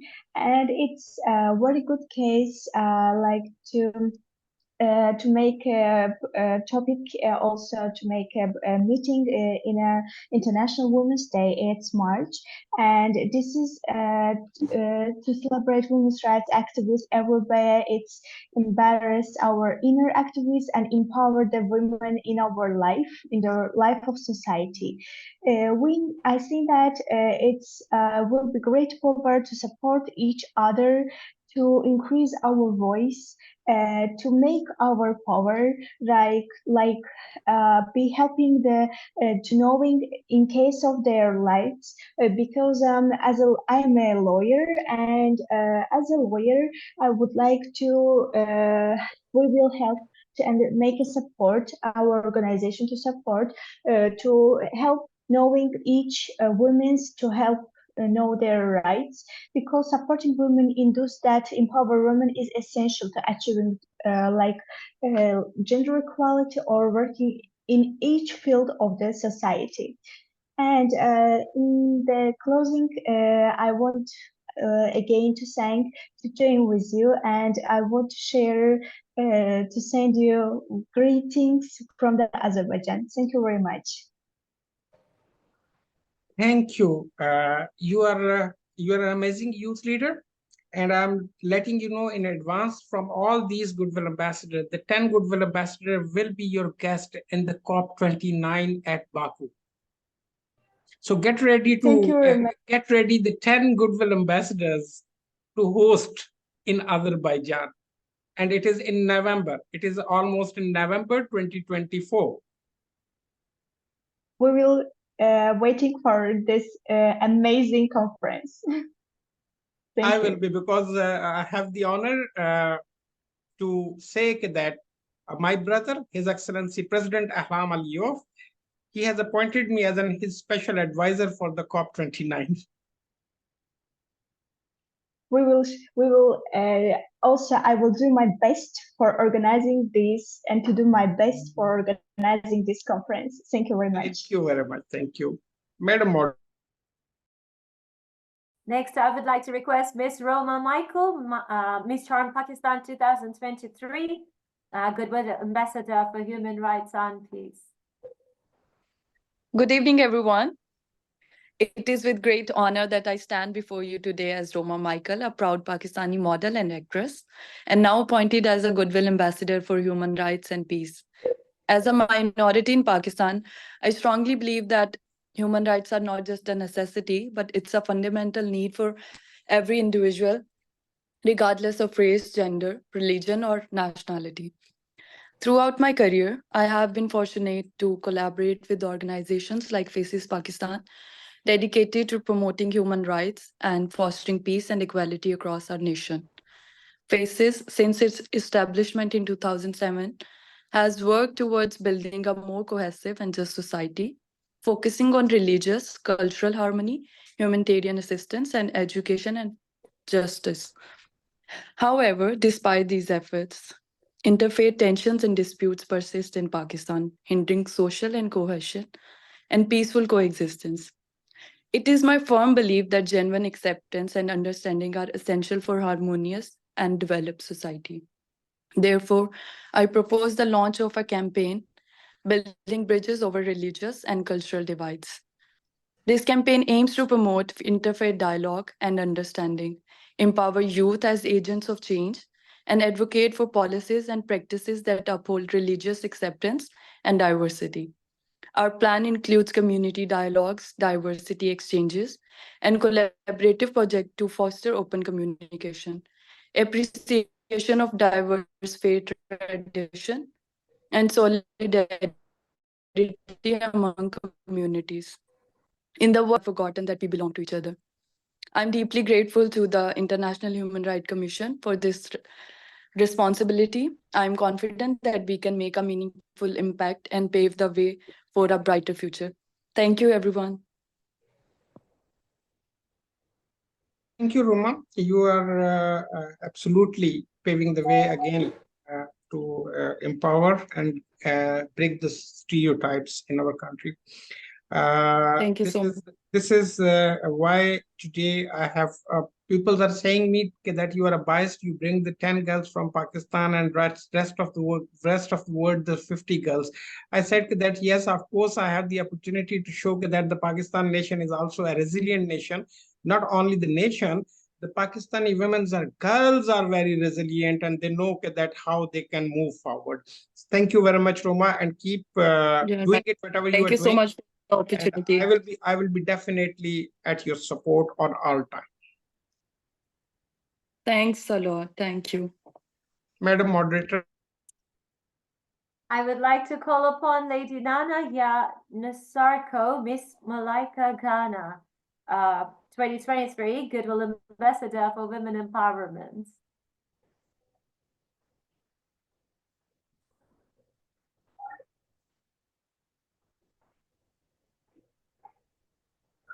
Hello, everyone.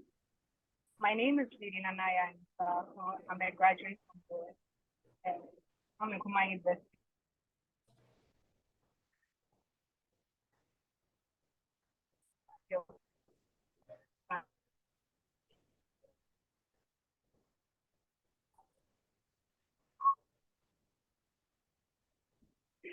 So as I said earlier, my name is Lady Nana Nsako. I'm a law graduate and also Miss Malaika Ghana 2023.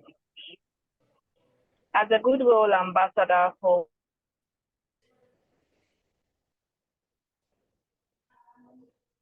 women and sorry, my network is very, very bad. Kindly forgive me. As a Goodwill Ambassador for Women Empowerment, I'm honored to be part of this wonderful journey, and I'm ready to give my full support and contribution. So recently, I've been appointed as the ambassador to the Ghana AIDS Commission, and my major project is to reawaken the awareness on HIV among young women. And my duty is to empower young girls to take up the responsibility when it comes to the practice of safe sex, getting tested, in order to reach the 95-95 goal by 2030. And my duty is also to empower young girls in general to take their health into their hands and not to get to come out of their shells and then make the right choice. So let us all come.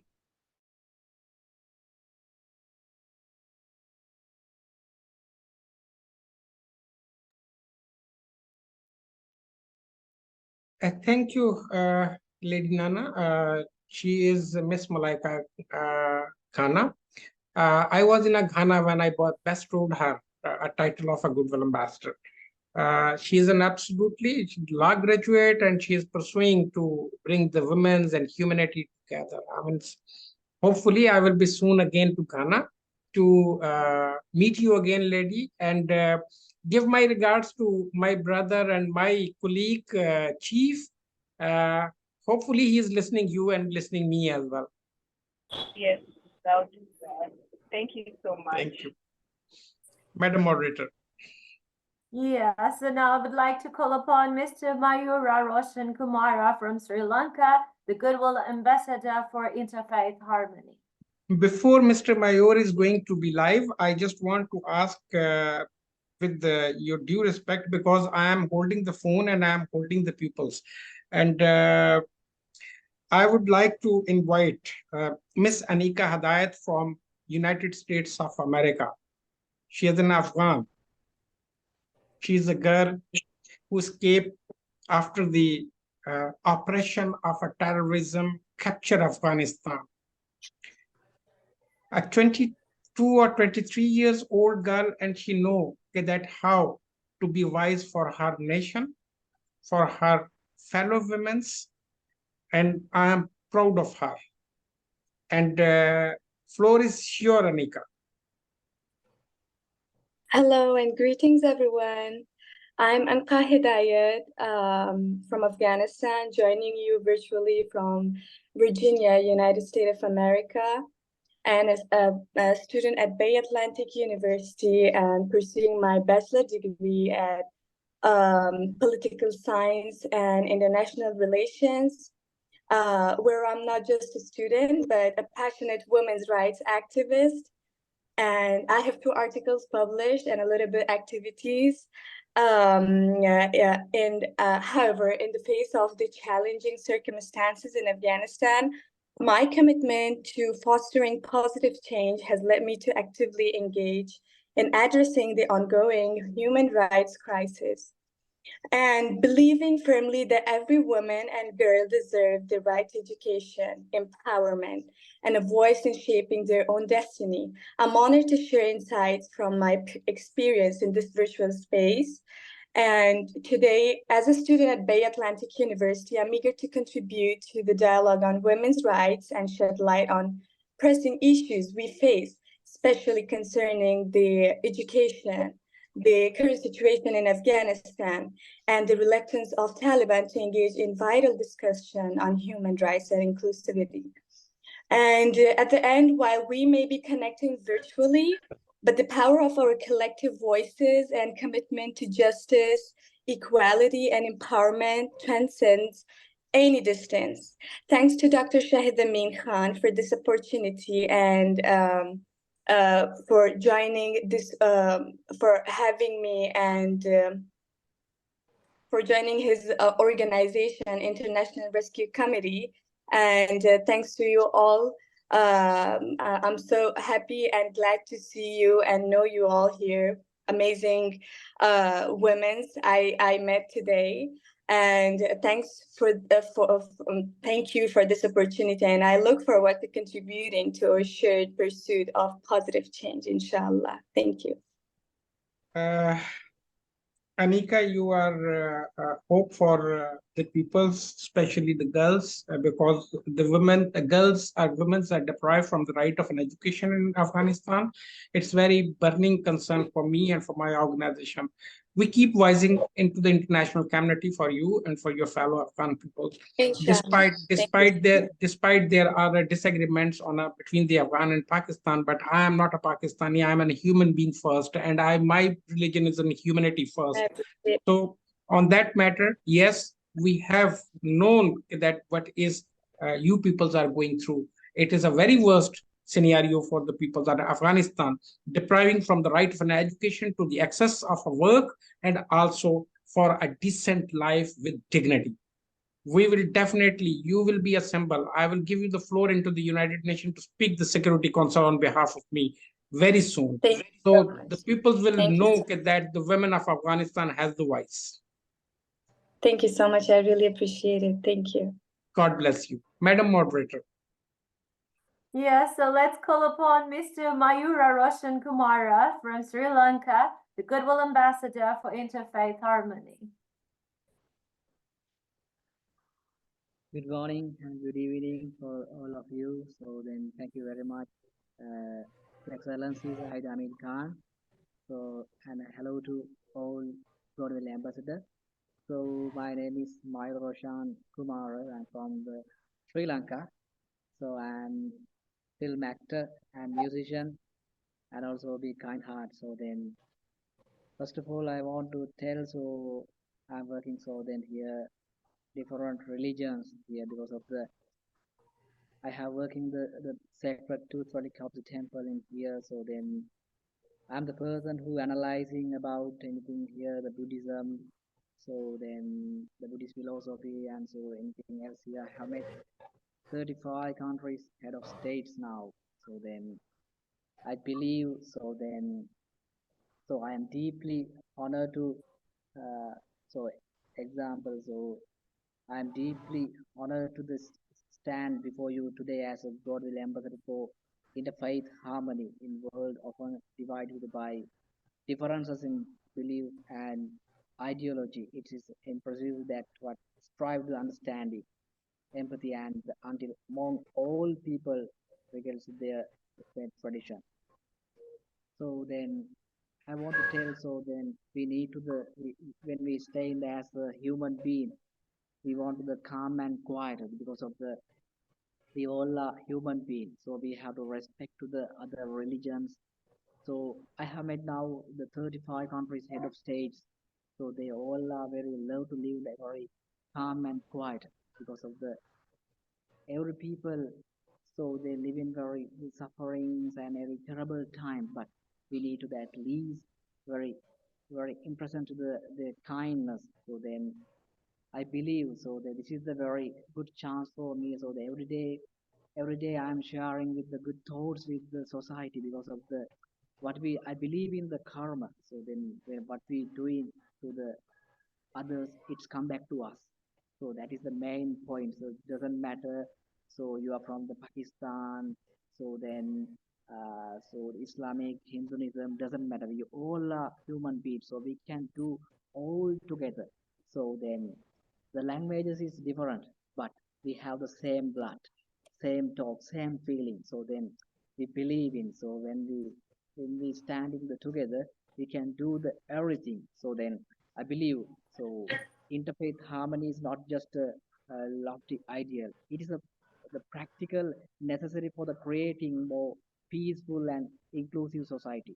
It is about the recognizing the humanity in each other, celebrating the rich tapestry of the diversity and the excitement within our communicators. As Goodwill ambassador, my primary goal is to promote dialogue, respect, the cooperate among the people different faiths. I firmly believe that through open communication and mutual respect, we can build the bridge understanding that transcend the religious the boundaries. Today, I use at all of the reframe of our commitment for the fostering interfaith harmony in our community, the workplace and beyond. Let's add activities seek out opportunities to learn from one another, celebrating our shared values and to stand together against intolerance and bigotry here. I am excited to work alongside each and every one of you in the coming years as we strive to make practical differences in promoting interfaith harmony and understanding. Together we can build a world where deserve that is celebrated, where we difference and embrace, and where we peace and harmony prevail. So then we believe in the example. So then Buddha has explaining. So then Buddha has explaining, Jesus has explaining, so the Allah has explaining same thing. So we all we have the kind heart. We all human beings have the kind heart. When we respect to the others, it's automatically come back with us. That is the most important thing here. Because of so first of all, I want to again gratitude to our Sahid Amin Khan, Excellency. So he's a very kind heart because of so he's a wonderful human being. Otherwise we can't. So we believe and we are working with together now the Goodwill ambassador now here because of we believe in our previous karma. That is why again, so the same birds flying same way. So we are the very impressed here. So so Sri Lanka is a beautiful country. So all the time India was a huge country. the Pakistan, Afghanistan, every country is included to the here, but now separated. But we have all sense to here. So thank you very much, all of you. Thank you, Roshan. Thank you very much for your insight and your vision. I know you've been in past months you were very busy even to welcome the high-level delegations in Sri Lanka. My visit is due and I will visit it next month. I will be in Sri Lanka. Thank you very much, Excellency. You are very kind. My pleasure to hear. God bless you. Madam Moderator. Yes, so now I would like to call Miss Lisa Viardo from Russia. She's the Goodwill Ambassador for Women Leadership. Let me say the few words for the Lisa. Lisa is a woman raising two beautiful kids and a very beautiful family. She is inspiring the women with the wellness, and she is teaching the young women to be to stand on their feet. And most importantly, I want to say that she belongs from that country, which we call it the Russian Federation nowadays, a former Soviet Union, and the situation of a woman over there are very much complicated. But she is the first one Russian to become a Goodwill Ambassador for women empowerment. Although there are 10 stars, Maria Sharapova, she was appointed by the UNICEF, but not the for the women empowerment. So she is the first Russian to hold this title. Ms. Lisa, floor is yours. Thank you so much for kind words. Hi to all. Did you hear me? Yes, it's okay. Please. Okay. This is an honor to me to participate in this conference. Let me introduce myself a little bit. I'm Lisa Viardo, and I'm a TV host, a journalist, and a blogger. I was born in Russia, but now I'm based in Dubai. And this is a good and safe place for women. Women are respected and protected by law in Dubai. I'm really, really happy to base now this place. Women can take any job position they desire. For violence or harassment, there is a jail sentence or high fines, inshallah. As the ambassador for women leadership, I want to have this series of interviews with the inspiring leaders of Dubai and United Arab Emirates. I intend to discuss human rights with them and to provide my audience with the information about the abilities they have to realize their rights in Dubai. I want to discuss leaders their way and how they resolve their problems. I think it could be inspiring for all people, women and men. I will show these interviews on my social medias, and I will be happy if the commission can advise me any personalities. Feel free to write me in direct in my Instagram, Lisa Viardo, and propose any personality you think I have to invite to the interview. Also, I want to inform you, I have a community of bloggers, so I'm ready to initiate a discussion with them to support our work there. Thank you all. I'm very, very happy to look at you today and to discuss with you these very serious topics that helps women all over the world. Thank you again. Thank you, Lisa. Thank you for offering such a beautiful perspective. Definitely, we will collaborate on that. These all the powerful women will be behind you and with you. And might be there will be more to come. And hopefully, I will be the one before leaving the United Arab Emirates. I will meet you because day after tomorrow I'm leaving. I'm leaving the United Arab Emirates for my official visit to Nepal, and then to Mexico. So I will be make sure that I will meet you before leaving. God bless you.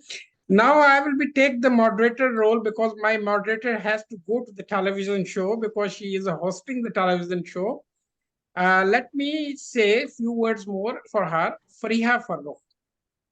She is a multi-dimensional woman. She is a designer. She is a mother. She is an ironic woman. She is the host, anchor person, journalist. I don't know what role more she will acquire, but it is a very good to see that the women have multiple roles in her personality. So the floor is yours, Madam Moderator Fariha Farooq. First of all, it is an absolute pleasure and honor for me to be here amongst you all. And I would like to thank Mr. Shahid Khan. There are very few people that I came across in my journey who were supportive. From a time where I had absolutely no hope to a time where now people look at me maybe as an inspiration for many, he has been one person who never gave up on me. About my people, about my country, there is one thing that I would certainly add. When we talk about Pakistan, we think generally the perception of people is very negative. But every person who has ever visited Pakistan, we have a lot of foreigners coming over. And even on my Instagram page, I interviewed so many people. Pakistan is a country full of beautiful people, full of beautiful places, and we all welcome people from other cultures, other religions. We're respectful. And today I find the opportunity here through Mr. Shahid Khan to inspire all of you ladies out there. It does not matter how difficult the situation is. You might feel totally hopeless, but trust me, there is always a ray of light at the other side of the tunnel. So for today, thank you so much, everyone. Thank you so much, Mr. Shahid Khan, for giving me the opportunity. And I hope to make you proud. Thank you. Fariha. Thank you very much. God bless you and have a wonderful time into your channel. God bless you. Thank you. Now, let me introduce the other speaker. On my list, the speaker is Miss Ramsha Khan, Miss Pakistan USA 2019, but I'm keeping her as a closing speaker because she is the one of the unique women. Instead of that, I am inviting Miss Siri Chandra Pradhan, Miss Nepal World 2023, Goodwill Ambassador for Women Empowerment and Climate. The floor is yours, Miss Nepal.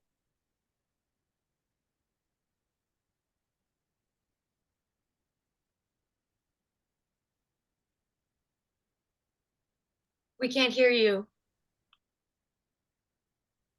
Unmute. Unmute yourself. Yes. Can you? Now you are audible. Yes. All right. So, my name is Shricha Pradhan. I'm an environmentalist at Miss Nepal World. And I'd like to start by thanking Ambassador Dr.Muhammad and everyone present here for sharing their stories and work, which has been so inspiring to hear. And I think being a woman, we face unique challenges, yet unique opportunities as well. We live in an extremely interesting time, specifically highlighting the climate crisis as well. My passion is in wildlife conservation and how we can bring different species into these conversations that we're having as well.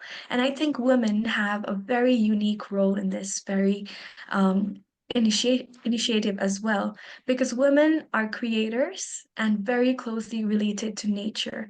I think the absence of women in decision-making positions and their opinions not being excluded for a long time has created a system that has fueled the climate crisis. So I always say that it's not the work to empower women. I feel like any woman that will be born in the coming years will be born empowered. It's whether the world is ready to hear such empowered thoughts and ideas. So we really need to have this dream of building a unique world that works for women as well, creating spaces where our opinions are equally heard and pushed forward. So my project is called Digo Pranali, which is a very complex blend of building eco-cities, promoting ecotourism, and bringing forward women eco-entrepreneurs as well. But at the core of it, what lies is how we can create women-centric and women-led systems, which helps women achieve financial independence as well, but also helps bring their compassionate side forward in including those diverse multi-species into the conversation. And it's been wonderful hearing everyone, and I look forward to collaborate further in this cohort as well. And I'll end by saying I think compassion is really the key to a lot of our world's problems. And it's special that being women and being humans and being simply these living beings in this world, each of us holds compassion. And that's what we're tied together with. So thank you. Thank you, Ms. Nepal Ward, and it was a really pleasure and honor to see you once again live. And hopefully in coming 2-3 days, I will be in Nepal to celebrate the World Women's Day there, International Women's Day there, and I will be having your company over there. God bless you, and God bless the people of Nepal, those who are fighting for the climate injustice.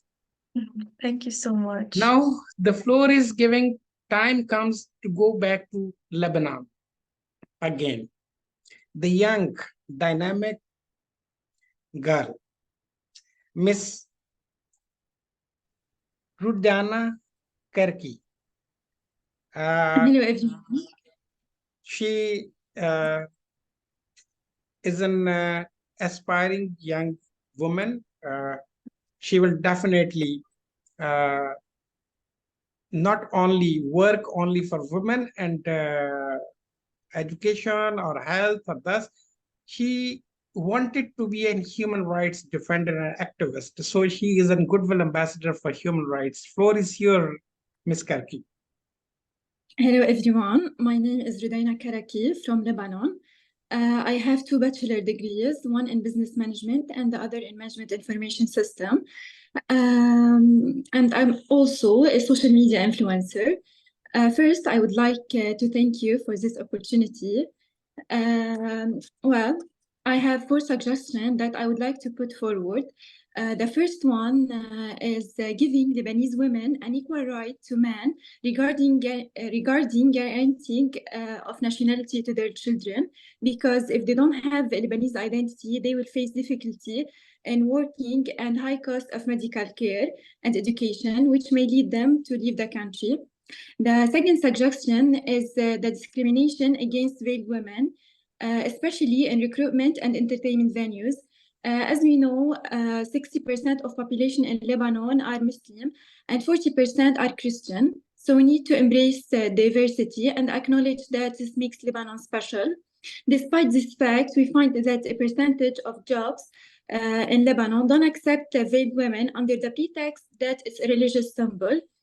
Noting that one of the most important commercial stores that demanded the replacement of a veiled worker with a non-veiled one was the same at the first to put up Christmas tree during the holidays, knowing that it's a religious symbol. As in the judiciary, a veiled woman cannot hold this position.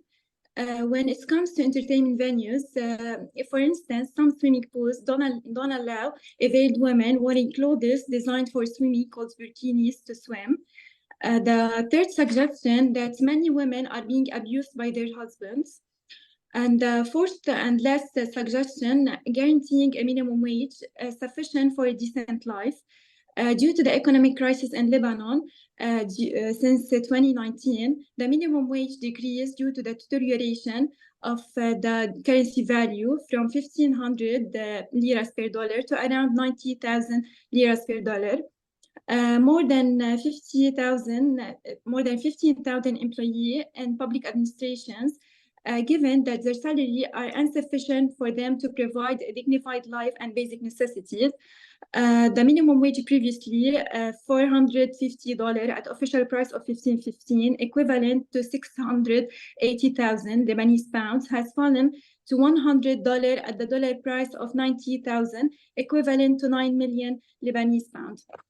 The methods of working on this suggestion is by getting to know all the organizations that work toward human rights, like women's rights and Association for the Protection of Victims of Domestic Violence, etc., and follow up with them in communicating with the ministries. Thank you, Ms. Karki. I mean, you have given the whole scenario of the Lebanon, which I know it, but most of the people here didn't knew because the economic collapse of the Lebanon is depriving the rights of our peoples, especially the women and girls as well. So it's affect everyone. Definitely, we will work together, although your government is very close to me, and I will definitely pushing towards that they should make a reform to their country, economic reform, so that the people, those who are suffering today, should not suffer more. Thank you very much. Thank you so much. And now I'm giving the floor to Ms. Laiba Nadeem, going to Pakistan as the Goodwill Ambassador for Gender Equality and Justice. Ms. Laiba Nadeem, are you there? The floor is yours.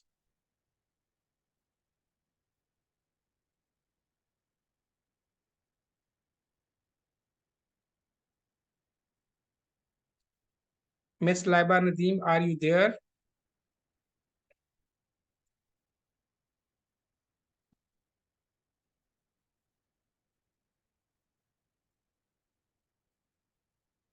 Ms. Laiba Nadeem, you are there, so please unmute yourself. Hello, can you hear me? Yes, we do hear you now. Good morning and good evening, everyone, to the different people, to the different part of the world.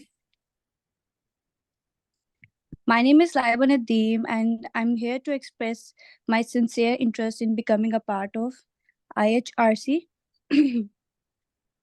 I have done my master's in marketing from University of the Punjab, and I am well-known influencers from Pakistan as a passionate advocate for human rights.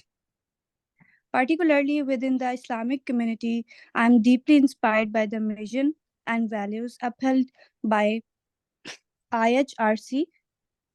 Throughout my life, I have been dedicated to promoting equality, justice, and empowerment.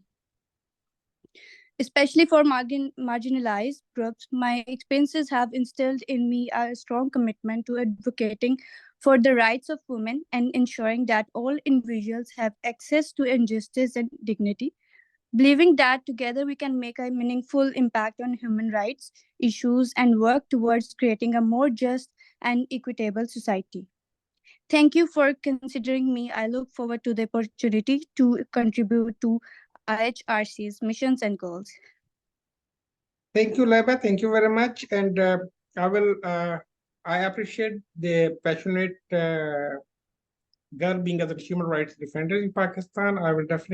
We will all support you into your working. Although you are an influencer, you can make a change and you can impact the life of others by giving the message to them that believe in their self, believe in their abilities and strength, being as a woman, and to make a change into the society. Thank you, Laiba. And now the floor I am giving to the Miss Arina Leonova, Goodwill Ambassador for Women Empowerment. She is from Russian Federation. Miss Arina, you are there. Hello, everyone. My name is Irina Leonova. I'm from Russia. I'm an entrepreneur in Russia, and my company is doing innovation for material, especially vegan leather. So I'm working on it, and I will glad to show you as soon we will have it what we what we create. So about my new level with you guys, I can tell that. So I'm also doing workshops, and I'm a mentor for women in Russia. And I'm appreciating that all of you around me, and we can support each other, and we can be part of something big. It is good. I hope we will work well. Thank you, Arina. You are doing a very fantastic and great job, not only as a designer, but influencer, and also advocate for women. I am I'm really honored to have such a strong women's beside the women's.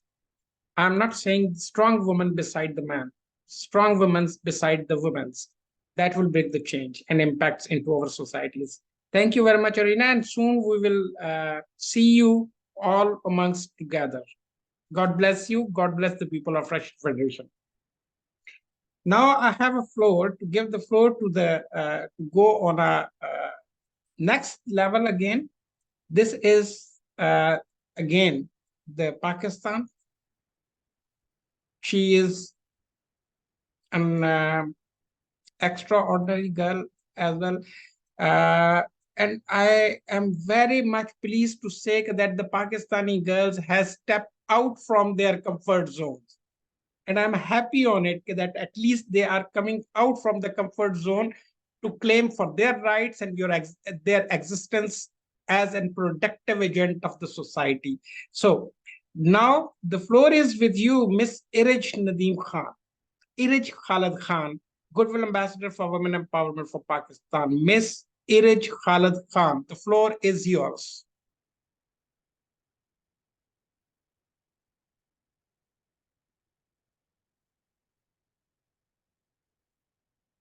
Ihrc.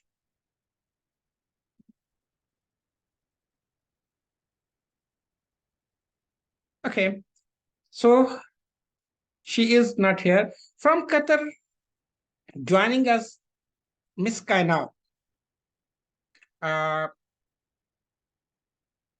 From Qatar, joining us as a Goodwill Ambassador, Miss Kainat Al-Balushi. Miss Kainat, you are there.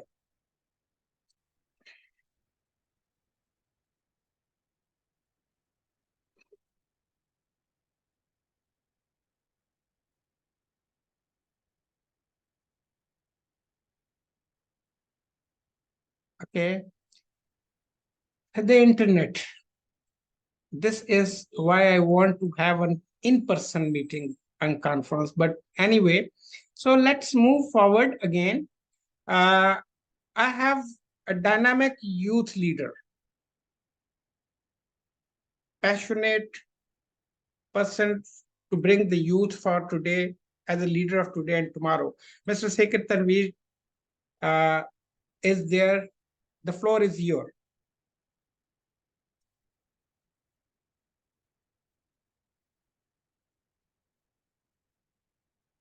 Mr. Sarkar Tanveer.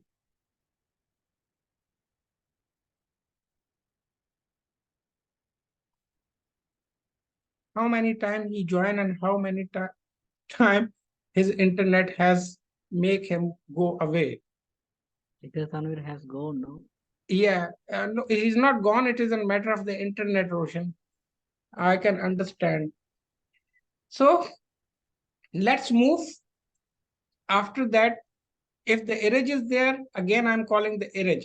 If not, then let me ask a beauty queen from Tunisia, Miss Debija 2023, Tunisia, and also the runner-up of Miss Tunisia, Miss Rania Mahri, as a Goodwill Ambassador for Peace and Humanity. Miss Rania, floor is yours.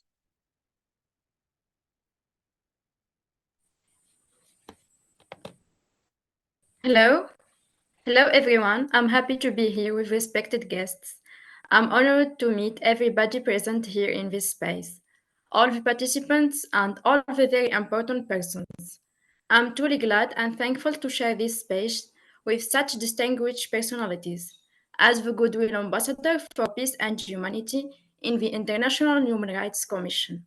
My name is Rania Mehri. Thank you all for being here today.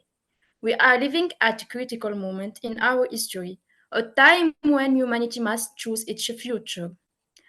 Our world is experiencing a fundamental global crisis, a crisis in global economy, global climate change, global degradation of values, and the respect to all human rights and life forms. Throughout the world, people are suffering from unemployment, poverty, hunger, war, racial discrimination, human rights abuse, ethnic and religion conflicts, the abuse of drugs, organized crime, corruption, and all other negative elements that we see on the world. This entire global crisis is a crisis which all share in common. It's not only a problem of certain country or region, but it's a problem of all humanity. To solve this global problem, we need a global solution. Each and every one of us needs to be part of the solution by taking our own personal action, as the world can only change when we change ourselves. If everyone does his or her part, together we can accomplish our common dream, which is a better and peaceful world, in which all humankind can live in peace and harmony, along with nature and all other living beings. As a solution, I suggest to introduce a specialized education program for children in school, titled Peace and Humanity, both within my country or globally. These initiatives aim to cultivate a profound understanding of the concept of peace and humanity among children, shaping their perspectives as they grow older.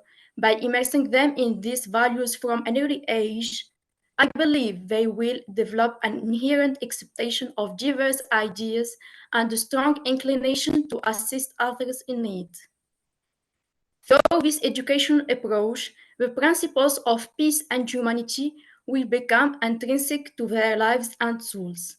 These children will not merely learn about these concepts, they will internalize them to the extent that living without these principles becomes unimaginable.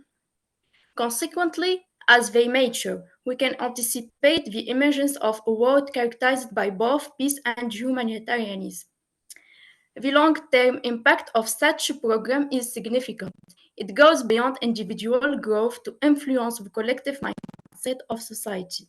The emphasis on helping others and addressing societal needs prepares these children to be proactive contributors to positive global change. Their commitment to these values will not waver influencing their decision-making and action, ultimately shaping them into responsible and empathetic adults. In essence, by incorporating the values of peace and humanity into their education, we are nurturing a generation that not only understands the importance of these principles, but also actively embodies them. As these individuals progress into adulthood, the effect of their values and action will permeate society, fostering a culture characterized by love, understanding, and collaborative efforts.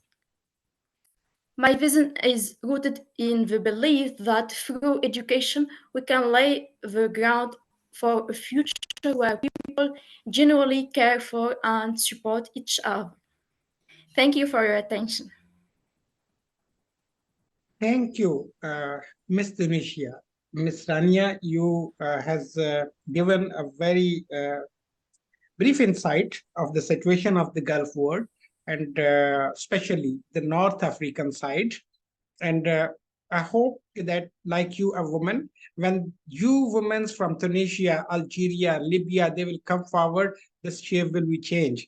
And the hatred and the fight with the political or instability, whatever is going on over there, it will be end on that time when the women will become a leader, and when the women becomes a leader of a change.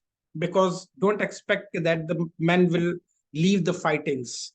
the women can pave the way to leave the fightings to the man. So I welcome you aboard, and we will definitely soon going to meet each other to explore that what we can do it more for the society. Ladies and gentlemen, now I have to move to again Qatar. If Miss Kainat is there, Miss Kainat.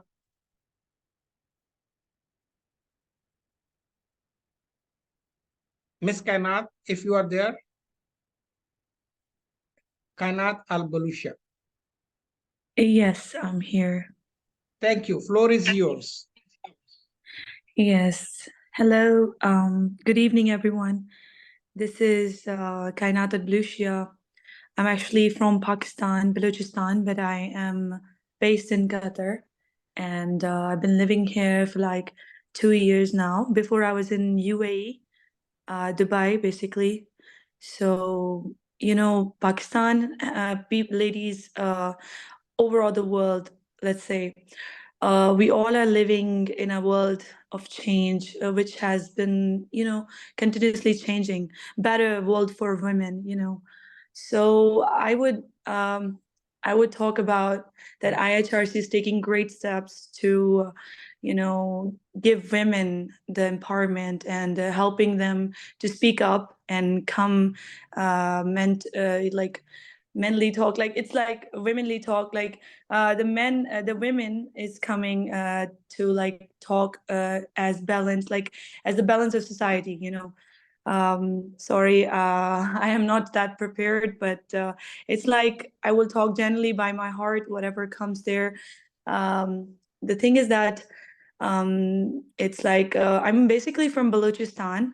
Balochistan ladies, they're not, you know, very much allowed to talk a lot and very much allowed to go more and more. But I'm an influencer, and I have been dreaming about, you know, a university in Balochistan, but we never had a university in Balochistan. And it's like I had to move to UAE and to Qatar for, you know, my success and everything. And then there's a social media platform that gave me voice to speak up. And I'm really thankful to Ambassador Dr.Muhammad that he gave me a chance to speak up my voice, because we rarely speak, because from Balochistani girls, like Balochi girls mostly, they're targeted a lot. Even now, they're being tortured by a lot of things going in Pakistan. So I would be a voice for them. I would be a voice speaking up for them.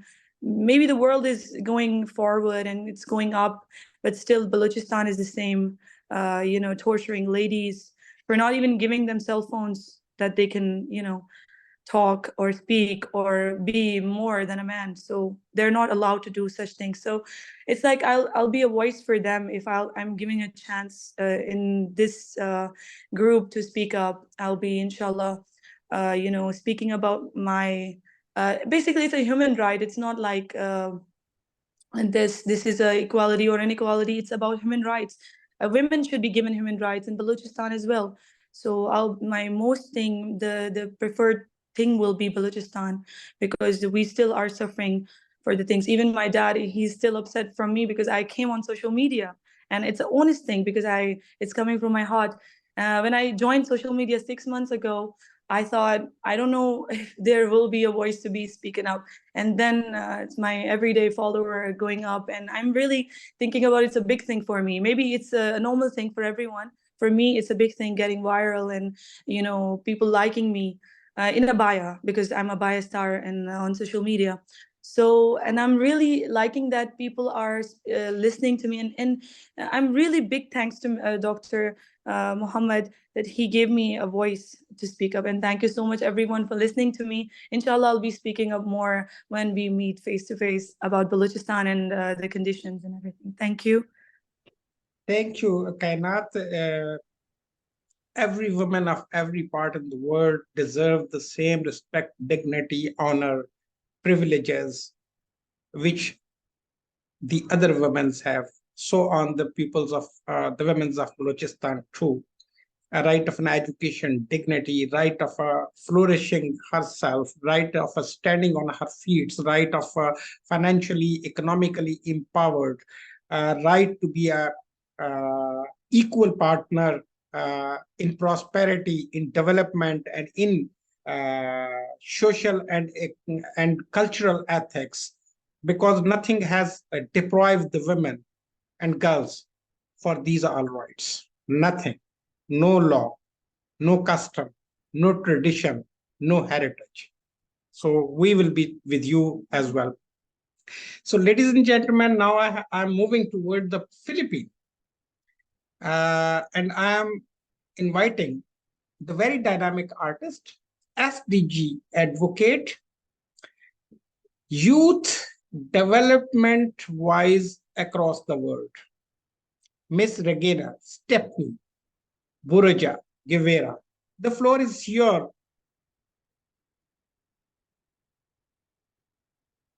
Hello. You are viewer. Hello, can I be? You are audible. Yes. Okay. Okay. Good morning. Good morning, everyone. Hello, Ambassador from. I am in Rio de Janeiro, Brazil. Thank you so much for everyone who came today, and to the ambassador, of course, for this distinction to represent the Sustainable Development Goals. And the UN SDGs is really something that's very close to my heart, because as a youth activist, I've watched how civil society and government representatives have lobbied for the MDGs and now the SDGs. And a bulk of my my research and postgraduate and even my professional work is around the Sustainable Development Goals. So maybe I'm a little bit more technical about it, but now in my new space, where when I left the UN, I'm trying to get more closer and closer to grassroots communities, especially local communities of artists in the global south. So in the 17 Sustainable Development Goals, I just wanted to focus on one, which is the last one. And that's what I wanted to talk about today, SDG 17, which is about partnerships for the goals, because I think that's really the spirit of why we all came together here from different backgrounds around the world, is because we all believe somehow in the power of partnerships, right? And this is something that we should keep in mind, I think, when we take on our title as Goodwill ambassadors, because beyond, the title, it's really about how we use this to partner with each other, partner with institutions, and be an example of how, especially during Women's Month, women should be supporting each other and not and try to veer away from the temptation of the capitalist world, which is to be competitive versus collaborative. So now just a little bit more about what I do. I am here in Brazil because I produced my own production company, which is called Asia TV, Africa TV, and Latin TV. And one of our foundation work is called the Global South Academy, where we provide capacity building programs for young people, and especially artists who are in the creative industry, to use the arts and culture and to a certain extent also natural heritage as a means of communicating our identities in the global south, and create a narrative that is about us, by us and with us, instead of having the global north, where most of the institutions are based in the US or Europe, speak on our behalf. And I think this is an important point that we also haven't touched yet, because while we talk about women's rights or youth empowerment, it's important to be able to create a narrative that is ours, that's something that respects our cultures, while at the same time being able to balance culture, religion, identity with universal declaration of human rights, right? And understanding our post-colonial histories of how, certain people, certain communities in Latin America, Africa, Asia are in certain circumstances, like, even the structures of discrimination and poverty were brought about by colonization. So we have to understand that this came about because of because of our histories, and because of the economic forces at play. And that's why we need to always try to engage people from minorities. We already mentioned gender minorities, but even cultural minorities like the indigenous communities. And, and this is one of the major roles that the art community can contribute by preserving cultural heritage and our using our local dialects and language to be able to communicate what are universal goals, from peace building to women empowerment to climate change and so on and so forth. So we're now in Brazil, and in Africa our base used to be in Morocco, and we're also moving to the Middle East in Dubai, where we're going to build a sublet of the academy, of the arts academy. And in Philippines, in Asia we already have a presence in the Philippines and the IYC in Malaysia. And I hope that we continue to meet all of you, and even your communities, and exchange ideas and be able to create together.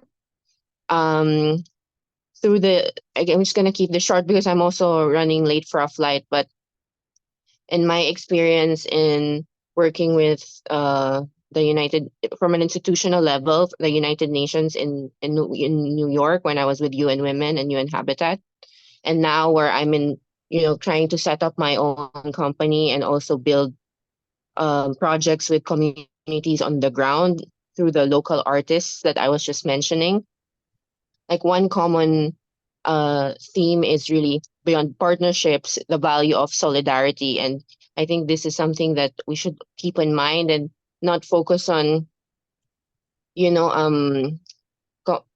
competition, or like how people can get ahead. Or it's not about which goals are more important, but the whole spirit of the Sustainable Development Goals is the nexus approach, what we call, where all of the Sustainable Development Goals are interrelated to each other. And we cannot, for example, there's so much we can learn from the fact that we cannot achieve one goal if we do not pay attention to the others. Like when we talk about climate change, for example, SDG 13, we have to keep in mind also that there are the gender equality goals, SDG 5, or we can't be talking about peace if we don't talk about human rights. Like, peace shouldn't be a pacifier. That this is what we've been talking about the whole day, where we try to respect each other's spaces, but at the same time, we need to understand that we are also responsible for each other, right? That that each of us have our own context and historicities, but also at the same time,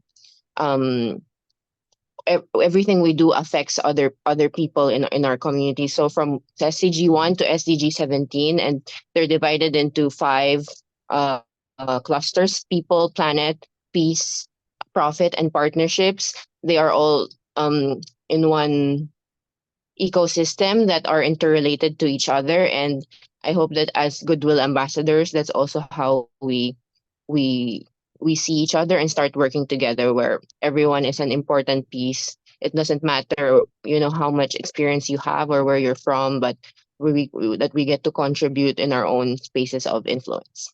That's it. Thank you so much, Ambassador, again. And thank you, to Stephanie. everybody. You are doing a marvelous work, and I know that I don't want to mention it here, that we both are doing some collaboration, and I'm looking forward to that collaboration should be matured while you will be in Dubai, or we will be sharing with each other the discussion thoughts and whatever we have previously did. The secondly, that these projects will also bring the peoples on a one platform, what you are doing it. From the different culture, different tradition, and different countries, and it will be helpful for giving a message of a peace and message of a togetherness with the whole communities. Thank you very much, Stephanie, and God bless you, and have a very blessed flight. Now I have to move again to Europe, and from the very dynamic country, I remember that country because when Benazir Bhutto was a Pakistani prime minister and I was her special advisor, in that country there was a war going on, an ethnic cleansing, genocide. And I pushed Mohtarma Benazir Bhutto, then Prime Minister of Pakistan, as her advisor. And then the Benazir Bhutto pushed the first ever female Prime Minister of Turkey, Mrs. Tansu Çiller, to move to Bosnia-Herzegovina to meet the late President Alija Izetbegovic to stand with the people of Bosnia-Herzegovina. And I am very much honored that from that country, I have a very dynamic woman. And that woman is not just a woman, she is an human rights activist. She is a specialist. She served in the human rights ministry. She is a well-known name in Bosnia-Herzegovina. And she is with us. Mariana, floor is yours.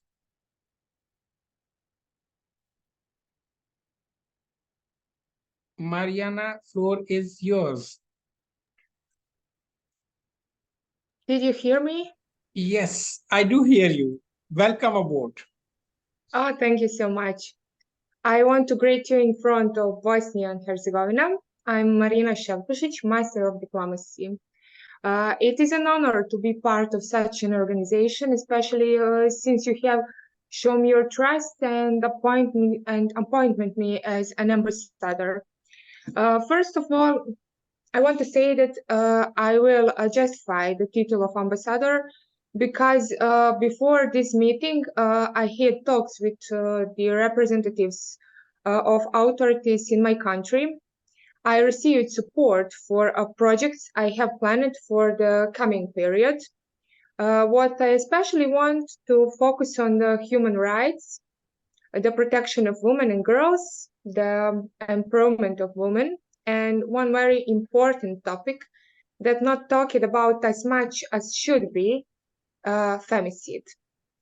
And I have a few questions for you before I present my work program. Can I expect your support in terms of visiting my country? I've been a supporter before even independence of your country. So how you can say that I will not support your country? Thank you so much. And can ambassadors from all over the world visit my country? Of course, you just design and let me know. I will make sure all ambassadors will visit and come to Bosnia-Herzegovina, beautiful Sarajevo, and they will be happy to visit the beautiful Sarajevo. Oh, thank you so much. And Banja Luka, did you be here? Yes, I've been. We will definitely do. I mean, not only the Sarajevo is basically an element of a capital. So for that reason, I named the Sarajevo. Otherwise, I can name many other cities as well. But the beautiful Sarajevo, because I have memories, because I've been over there a couple of times. You know that I was over there when nobody wanted to go into the Bosnia-Herzegovina. When there was a missile, there was a fight, the genocide was happening over there. So for me, Bosnia is living in my heart. Second. Okay. And another one, I will allocate to the institution of my country to empower women to become independent and strong. That's my part of my program. And also, I want congratulations to say that you have a female foreign minister. I'm sorry, can you repeat? Bosnia-Herzegovina has a female foreign minister nowadays. Now? Yes. No. It was a female minister of. I'm sorry. It was Miss Bisera Turkovic. Maybe you think. Yes, I know her. So okay, go ahead. But with not your... now. Okay. Not now. But I know Okay. she was a minister for foreign affairs because I met her last year in Oh, Geneva. really? Yes. Really? Yes. I In met her Bosnia during or something else? Yeah, that was the Human Rights Council of the United Nations session. She was representing Bosnia, and we met with each other, and we have a very long conversation. And she invited me to visit the Bosnia, and I promised her I will come over there. Great. Great. Nice. Okay. I also want to ask, can I expect financial support for my projects in Bosnia from you, from Commission? Of course, we will support you financially as well as much as we can, definitely. Or otherwise, if there is a need of more finances, we will collaborate with the other international organization to come into that group. Okay, okay. Because I'm planning a big conference in my country, and I would like to attend and support all of it. You will just design and I will support fully. Thank you so much. And here is a little part of my program. I want to say that my greatest strength is when I'm able to change something in the field of gender equality and prove that women are as good leader as a man. My message to young girls is to be yourself, to fight for everything, what make them happy, to prove that they also can be well educated, beautiful, have a great role in a family life, and put all efforts to not to be marginalized in society and aside their values. And in my country, this is a terrible, but I need to speak about that. In my countries, in the past period, there was just a lot of destruction of women. I want to dedicate myself to this topic as much as possible and somehow protect all that women taught the system in my country.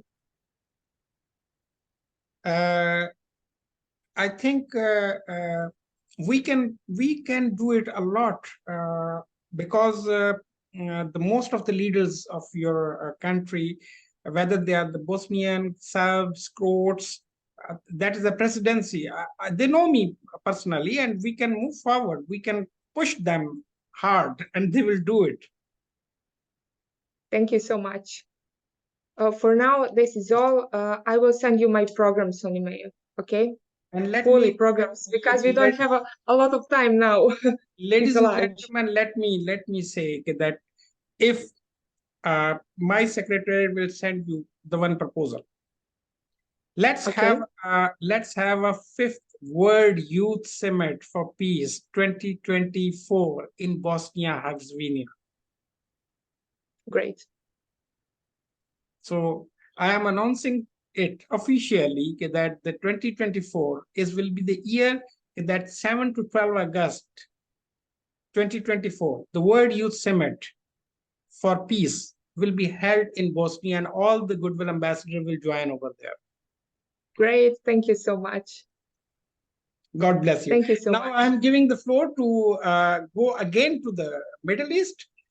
Miss Mahi Sagar, the human rights activist and a passionate to empower the women, a Goodwill ambassador for women empowerment of Tunisia. Miss Mahi Sagar, floor is yours.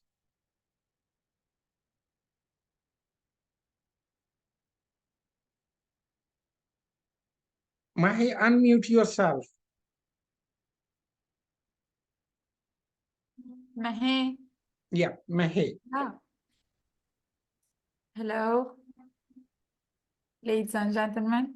My name is Mahi, an interior designer, and I'm honored to be here today as a Goodwill Ambassador of Women Empowerment. I would like to thank you for this opportunity and your attention. I'm passionate about women empowerment because I have witnessed it and experienced its impact firsthand. I was born and raised in Tunisia, a country that has made remarkable strides at advancing women's rights and participation in the past decades.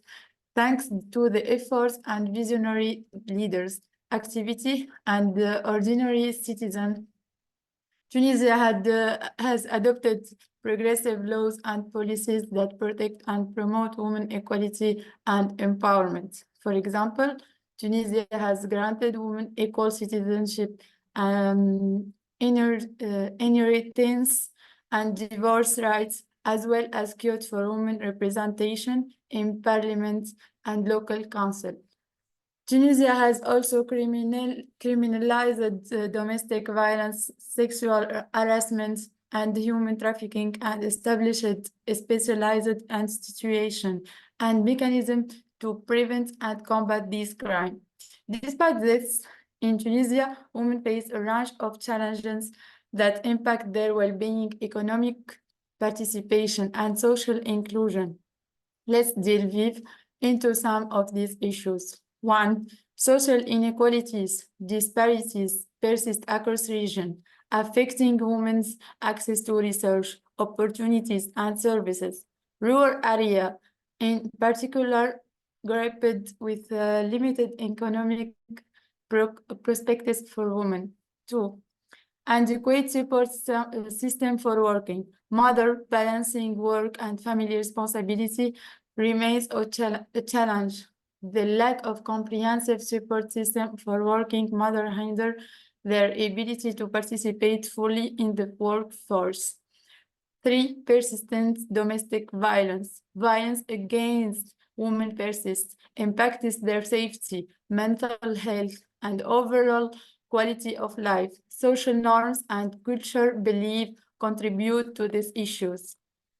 While Tunisia had made strides, addressing these challenges requires continued effort from researchers, policy makers, and women rights advocates. By enhancing female labor force participation and promoting quality employment opportunities, we can empower Tunisia women and foster a more equitable society. Here are some potential solutions.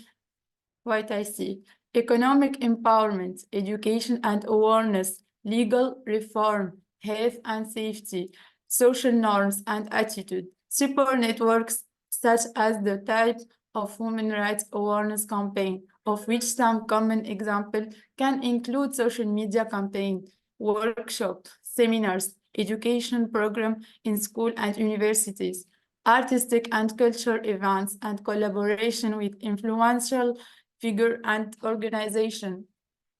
This campaign aimed to raise awareness about issues such as violence against women, unequal pay, and lack of representation in leadership role by dissemination, information, and advocating for chance.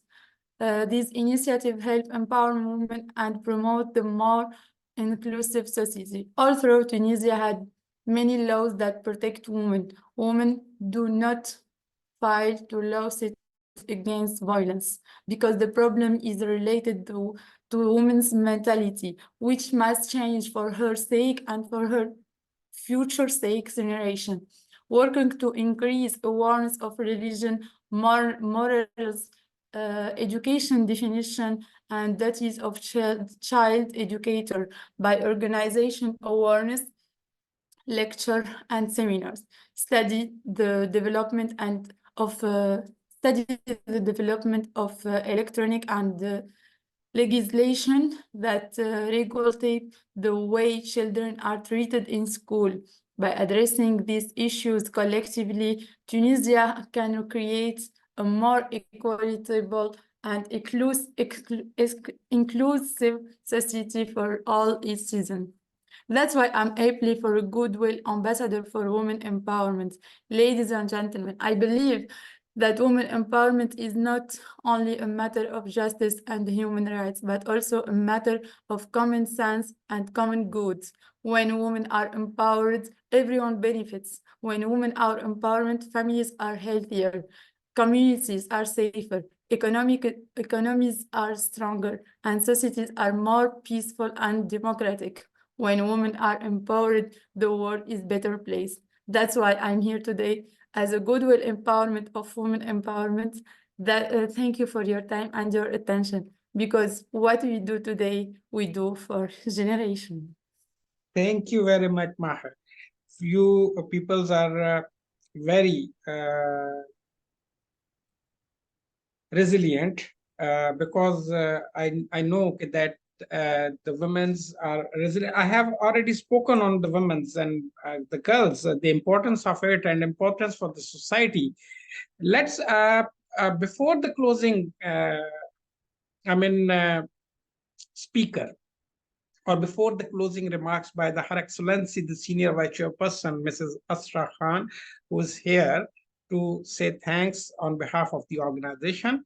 Let me just say one thing that I received the one message from Her Excellency, the President of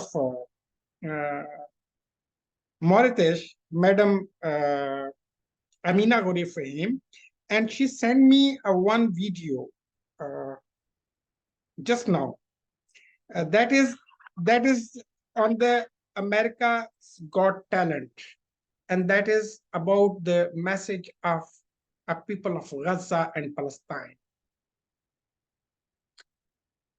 Regardless of religion, regardless of country, regardless of gender, I must say, I am the big failure to protect the human rights of the peoples of Gaza and Palestine. Whatever I am doing behind the curtain, behind the door diplomacy, or upfront, we feel ashamed, not me, myself, the UN Secretary General himself, and all international organizations, that we are still now a failure to give a voice to the peoples of Palestine. That was a message, but because she sent me on the WhatsApp, I cannot display it now for you, but I will definitely share it on all the social media, and you will see that what message has that child is given over there. That no United Nations, no humanity, no women empowerment, no health for all, no education for all, and there is no freedom of expression at all. There is no right of a life at all. This is what the Palestine is saying. So, ladies and gentlemen, and my respected Goodwill ambassadors, I am telling you that today you peoples becomes with the title. That is not only a title, that is a tribute to your own resilience. So carry that title with proud and with pride. I'm not saying that you represent the International Human Rights Commission. I'm saying represent the humanity and represent yourself. I don't need it wise for myself. I know how to wise, but I want you to be wised for yourself, for your peoples, and for your fellow women. End discrimination, end persecution, and end tyranny of women violence at home, at workplace, in society, at road, everywhere. If we want to have I myself, I love my daughters more than anything in the world. And they are my pride. For that reason, I wanted you to be a pride of yourself, for your parents, for your beloved ones. And moreover, feel proud on yourself that you are a woman. Without women, there is no beauty on earth. The flowers will not even give a smell. So let us embrace yourself, not by shame, by pride, that you are enough to move forward this world alongside you. And the time will come, the men will realize they were wrong. And those people, those who are speaking like me, were right. So let's move and call the one and only Miss Pakistan 2019. She was the second one who break the barriers as in Pakistani to go on a beauty pageant. We are both in touch with each other, and I really praised her because of a very strong woman with the, not only she's strong by mind, by her personality, she's strong by her vision as well. So Miss Ramsha Khan, Miss Pakistan USA 2019 for closing remarks.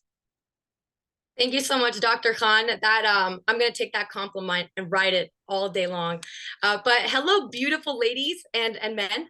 I'm really happy and honored to be here. Thank you so much for this opportunity to represent not only women, but to represent Pakistani women as well.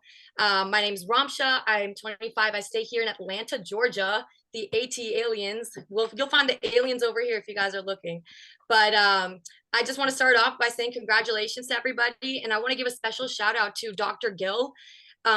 You are so inspiring, and I'm just so proud of everything you've done. Thank you so much for that. And your vulnerability allows me to open up my vulnerability here as well. So just a little bit about kind of where I started. Oh, sorry, my ADHD got me quickly.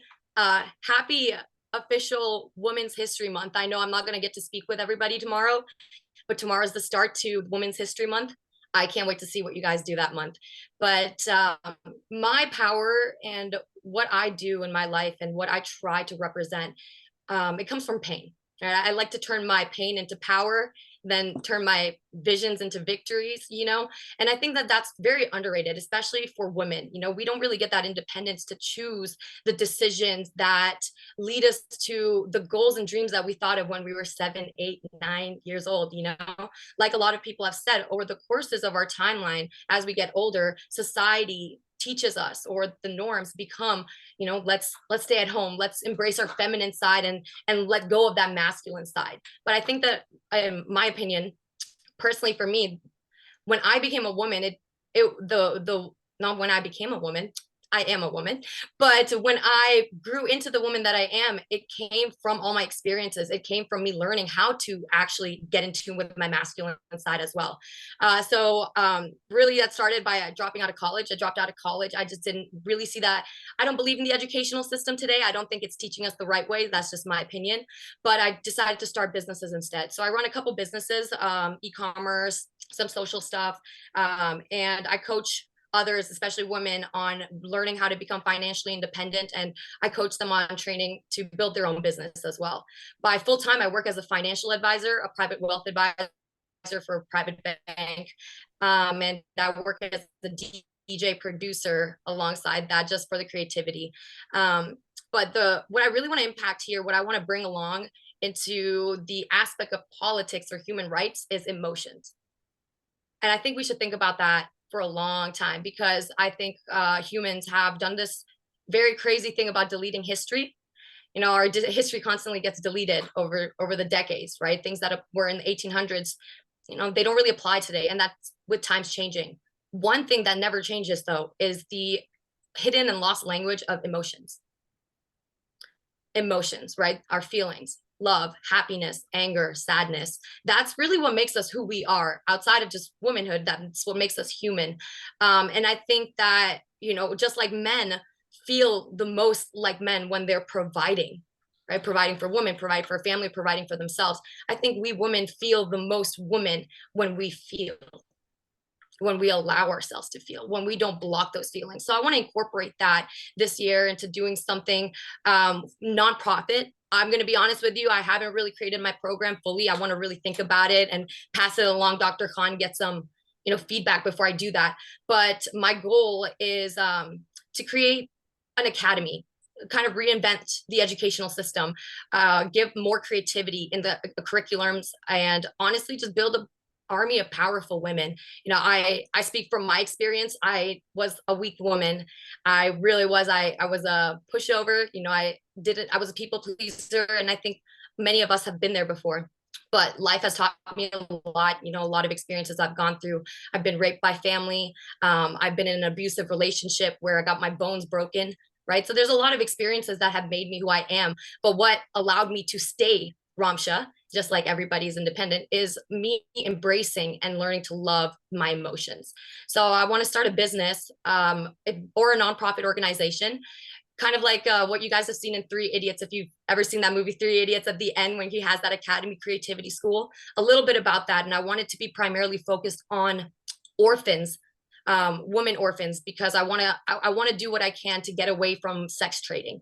I want to impact that department a lot and kind of move away from taking children, women, men, everybody, humans out of the streets and putting them into shelter homes. So I want to end it with that, but creating an army of powerful women is my goal. And I'm just very honored that I could join one first. So thank you all for that opportunity. Thank you very much, Ramsha. I mean, you have briefly said whatever is possible to say, and I really feel that your words are strong, and of course the academy you will establish, you will definitely find us to be there for you, and not only there for you, but I will definitely, the International Human Rights Commission, will do it our best. You know, International Human Rights Commission also holding the 2 institutions. One, the Institute of the Philanthropy, International Institute of Philanthropy, and the second, the International Institute of Diplomacy and Human Rights Studies, with till the master classes, and we are having collaboration with the other international universities as well. And we are trying to open the more campuses to the different countries where the education can be more cheaper for bring the peoples to be familiar just for the diplomacy, human rights, philanthropy, and the philanthropy cover everything, all aspects of the life. So the philanthropy, it is also philanthropic that we give our time to the peoples. The time is a priceless thing. Nobody can buy it. So this is a very good. In the closing note, I can say there are many, because you know the virtual world isn't very still. It is not making us to be fully covered. There are many Goodwill ambassadors which because of the internet things they were not joined, and but the few were joined, and they send me a message that they don't want to speak, they want to listen. So I skipped their names from the list, but the list will be out tomorrow. Everybody will know, and we are creating the Goodwill Ambassador WhatsApp group, and that group will be just to share the ideas and the thoughts, not the the all groups do, because everybody has the time of a privacy, so that the different part of the words have a different time, so that all the Goodwill Ambassador will keep interact with each other. The second thing I want to clarify it, I have a concerns which the Goodwill ambassadors, many Goodwill ambassadors has raised in one of created group they created by themselves. So let me tell you one thing, that the analyzing a person by a fake news, disinformation, it can discredit for the time being, not for all the time. Who we are and who you are, it will be remain truth. So I will say to my all of Goodwill ambassadors that if you want to reveal the truth, trust on yourself first. Nobody can jeopardize your position. Nobody can harm you. Nobody can snatch from you if you trust in yourself. So the lies have a very short life, and truth has always long life. By these words, I would like to invite Her Excellency, Senior Vice Chairperson of the International Human Rights Commission, Vice Chair of the International Human Rights Commission Relief Fund Trust, Managing Director of the Ihrc Creative International, and my strength, Mrs. Asra Khan. The floor is yours.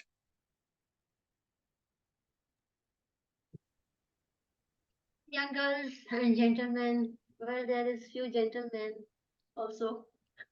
How are you, everybody? Well, I am Asra Khan, and I'm graphic designer, I'm event manager, I'm fashion designer, and I'm the senior vice chairperson of International Human Rights Commission. On behalf of International Human Rights Commission, I extend a heartfelt thank you to our esteemed Goodwill ambassadors who gather here today. Your commitments, your great commitments to championing the cause of human rights is truly recommendable. And today, as we are celebrating the achievements of women worldwide, thank you for being the driving force behind the positive change. Your support strengthen our collective efforts and to create more equitable and inclusive world for women everywhere. Once again, thank you for being the Goodwill ambassadors of IHRC and for your tireless contributions towards the International Human Rights Commission and joining the women's rights. Together, let's continue to make it a meaningful impact. Thank you very much. Thank you, Your Excellency. I just want to inform you that I have two video messages. The one message is from Miss Nimra Mehra. She is a singer and Goodwill ambassador who was honored by me here in Dubai. And the second is the Laiba Mirza, because she left the conference because of instantly, it's a sadful moments for her that someone has died in her family and she has to rush over there. She sent a video message. Of course, this video messages will be continued by the my team with this conference proceeding on the social media and the official website.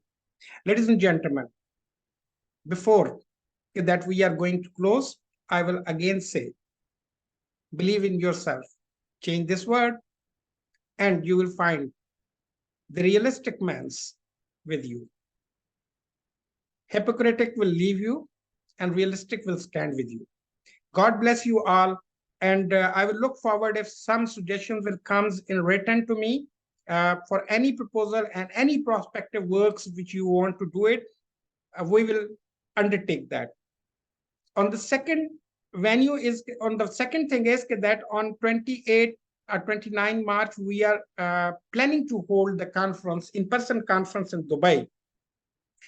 I will shout out the program on the WhatsApp to all of the Goodwill ambassadors, and they have to seek that if that dates matches with their own, according to on their prospective works, because obviously you people are working by yourself as well. So we will suggest a couple of dates, 3 dates in March or April, so that in-person conference will give you a more insight, a practical insight, rather than the virtual insight.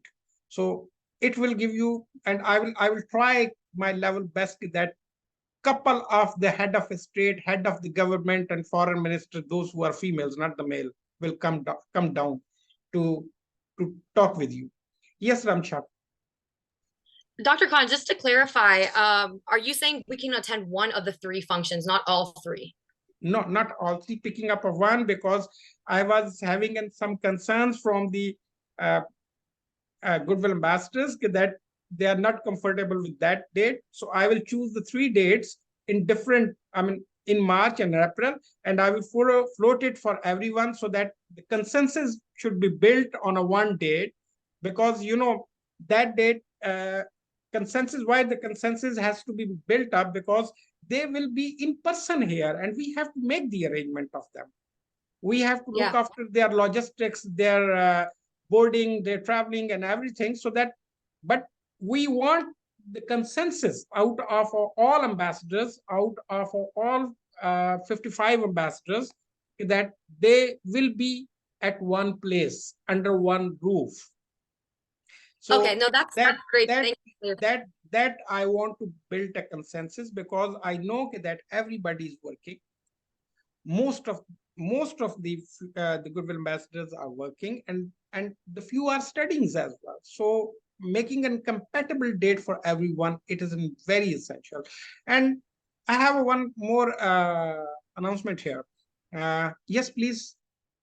Your question. Sorry, Dr. Khan, one more thing. I was just going to suggest, I don't know how appropriate this is, but could we make a group chat on WhatsApp with everybody? That way everyone can this just is what keep tabs. this is what I already said. This is what I already said. And I have one more announcement to make it, that Ramcha, I am going to appoint you, despite of the Goodwill Ambassador for Women Empowerment. I am the Vice Chair of Women Wing of the International Human Rights Commission. So you will be having, I need that written on paper, because I don't know what that is. Thank you. You are having that secretariat in New York, a physical secretariat. You have listened to the Secretary General. I will direct him. And yes, of course, over there you will be also having a chamber.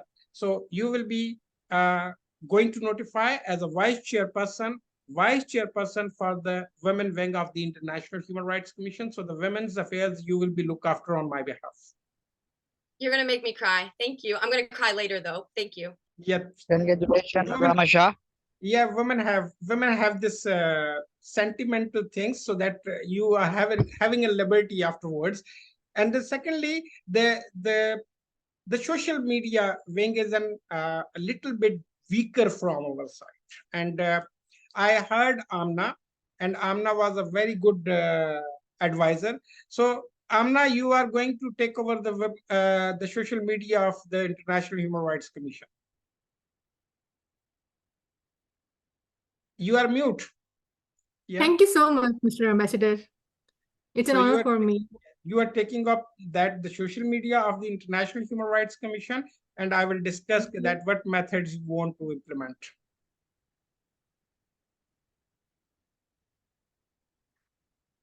And God bless you all. Just say again, 8th of March is coming. Although I will be celebrating the International Women's Day, I will say that as a Goodwill Ambassador, you pupils go voice for the women. This 8th March should not be empty from the voice of a woman. And the voice of a woman, those women who are really a women's, not the hypocrites. Because when some women, sorry, I don't want to make some distinction, but some women sitting in a powerful chairs do nothing. They have no right to call themselves as a woman representative. So the women, those who are calling out the word and showing it their resilience in front of everyone, they are the real representative, and you are the real representative of the women cause. So God bless you all, and in advance, happy International Women's Day. And you can talk now freely, because the conference time has been going to be end. Thank you very much all. It was great to hear from everybody, and I'm looking forward to meeting everybody in person sometime soon. Take care. Bye. Take care, all of you.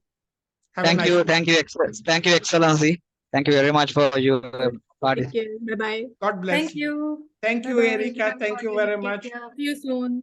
Thank you. God bless you. See you all soon, inshallah. And Ambassador Hadayat, Thank you. very much for watching up as a man behind me. We'll see you in Dubai. Well, definitely. I will be soon in Sri Lanka. Yes, definitely. Thank you very much, Excellency. God bless you. Take good care of yourself. And now I am going to say end and leaving you. God bless you all. Thank you very much. Okay. God bless you. Good night. Bye-bye.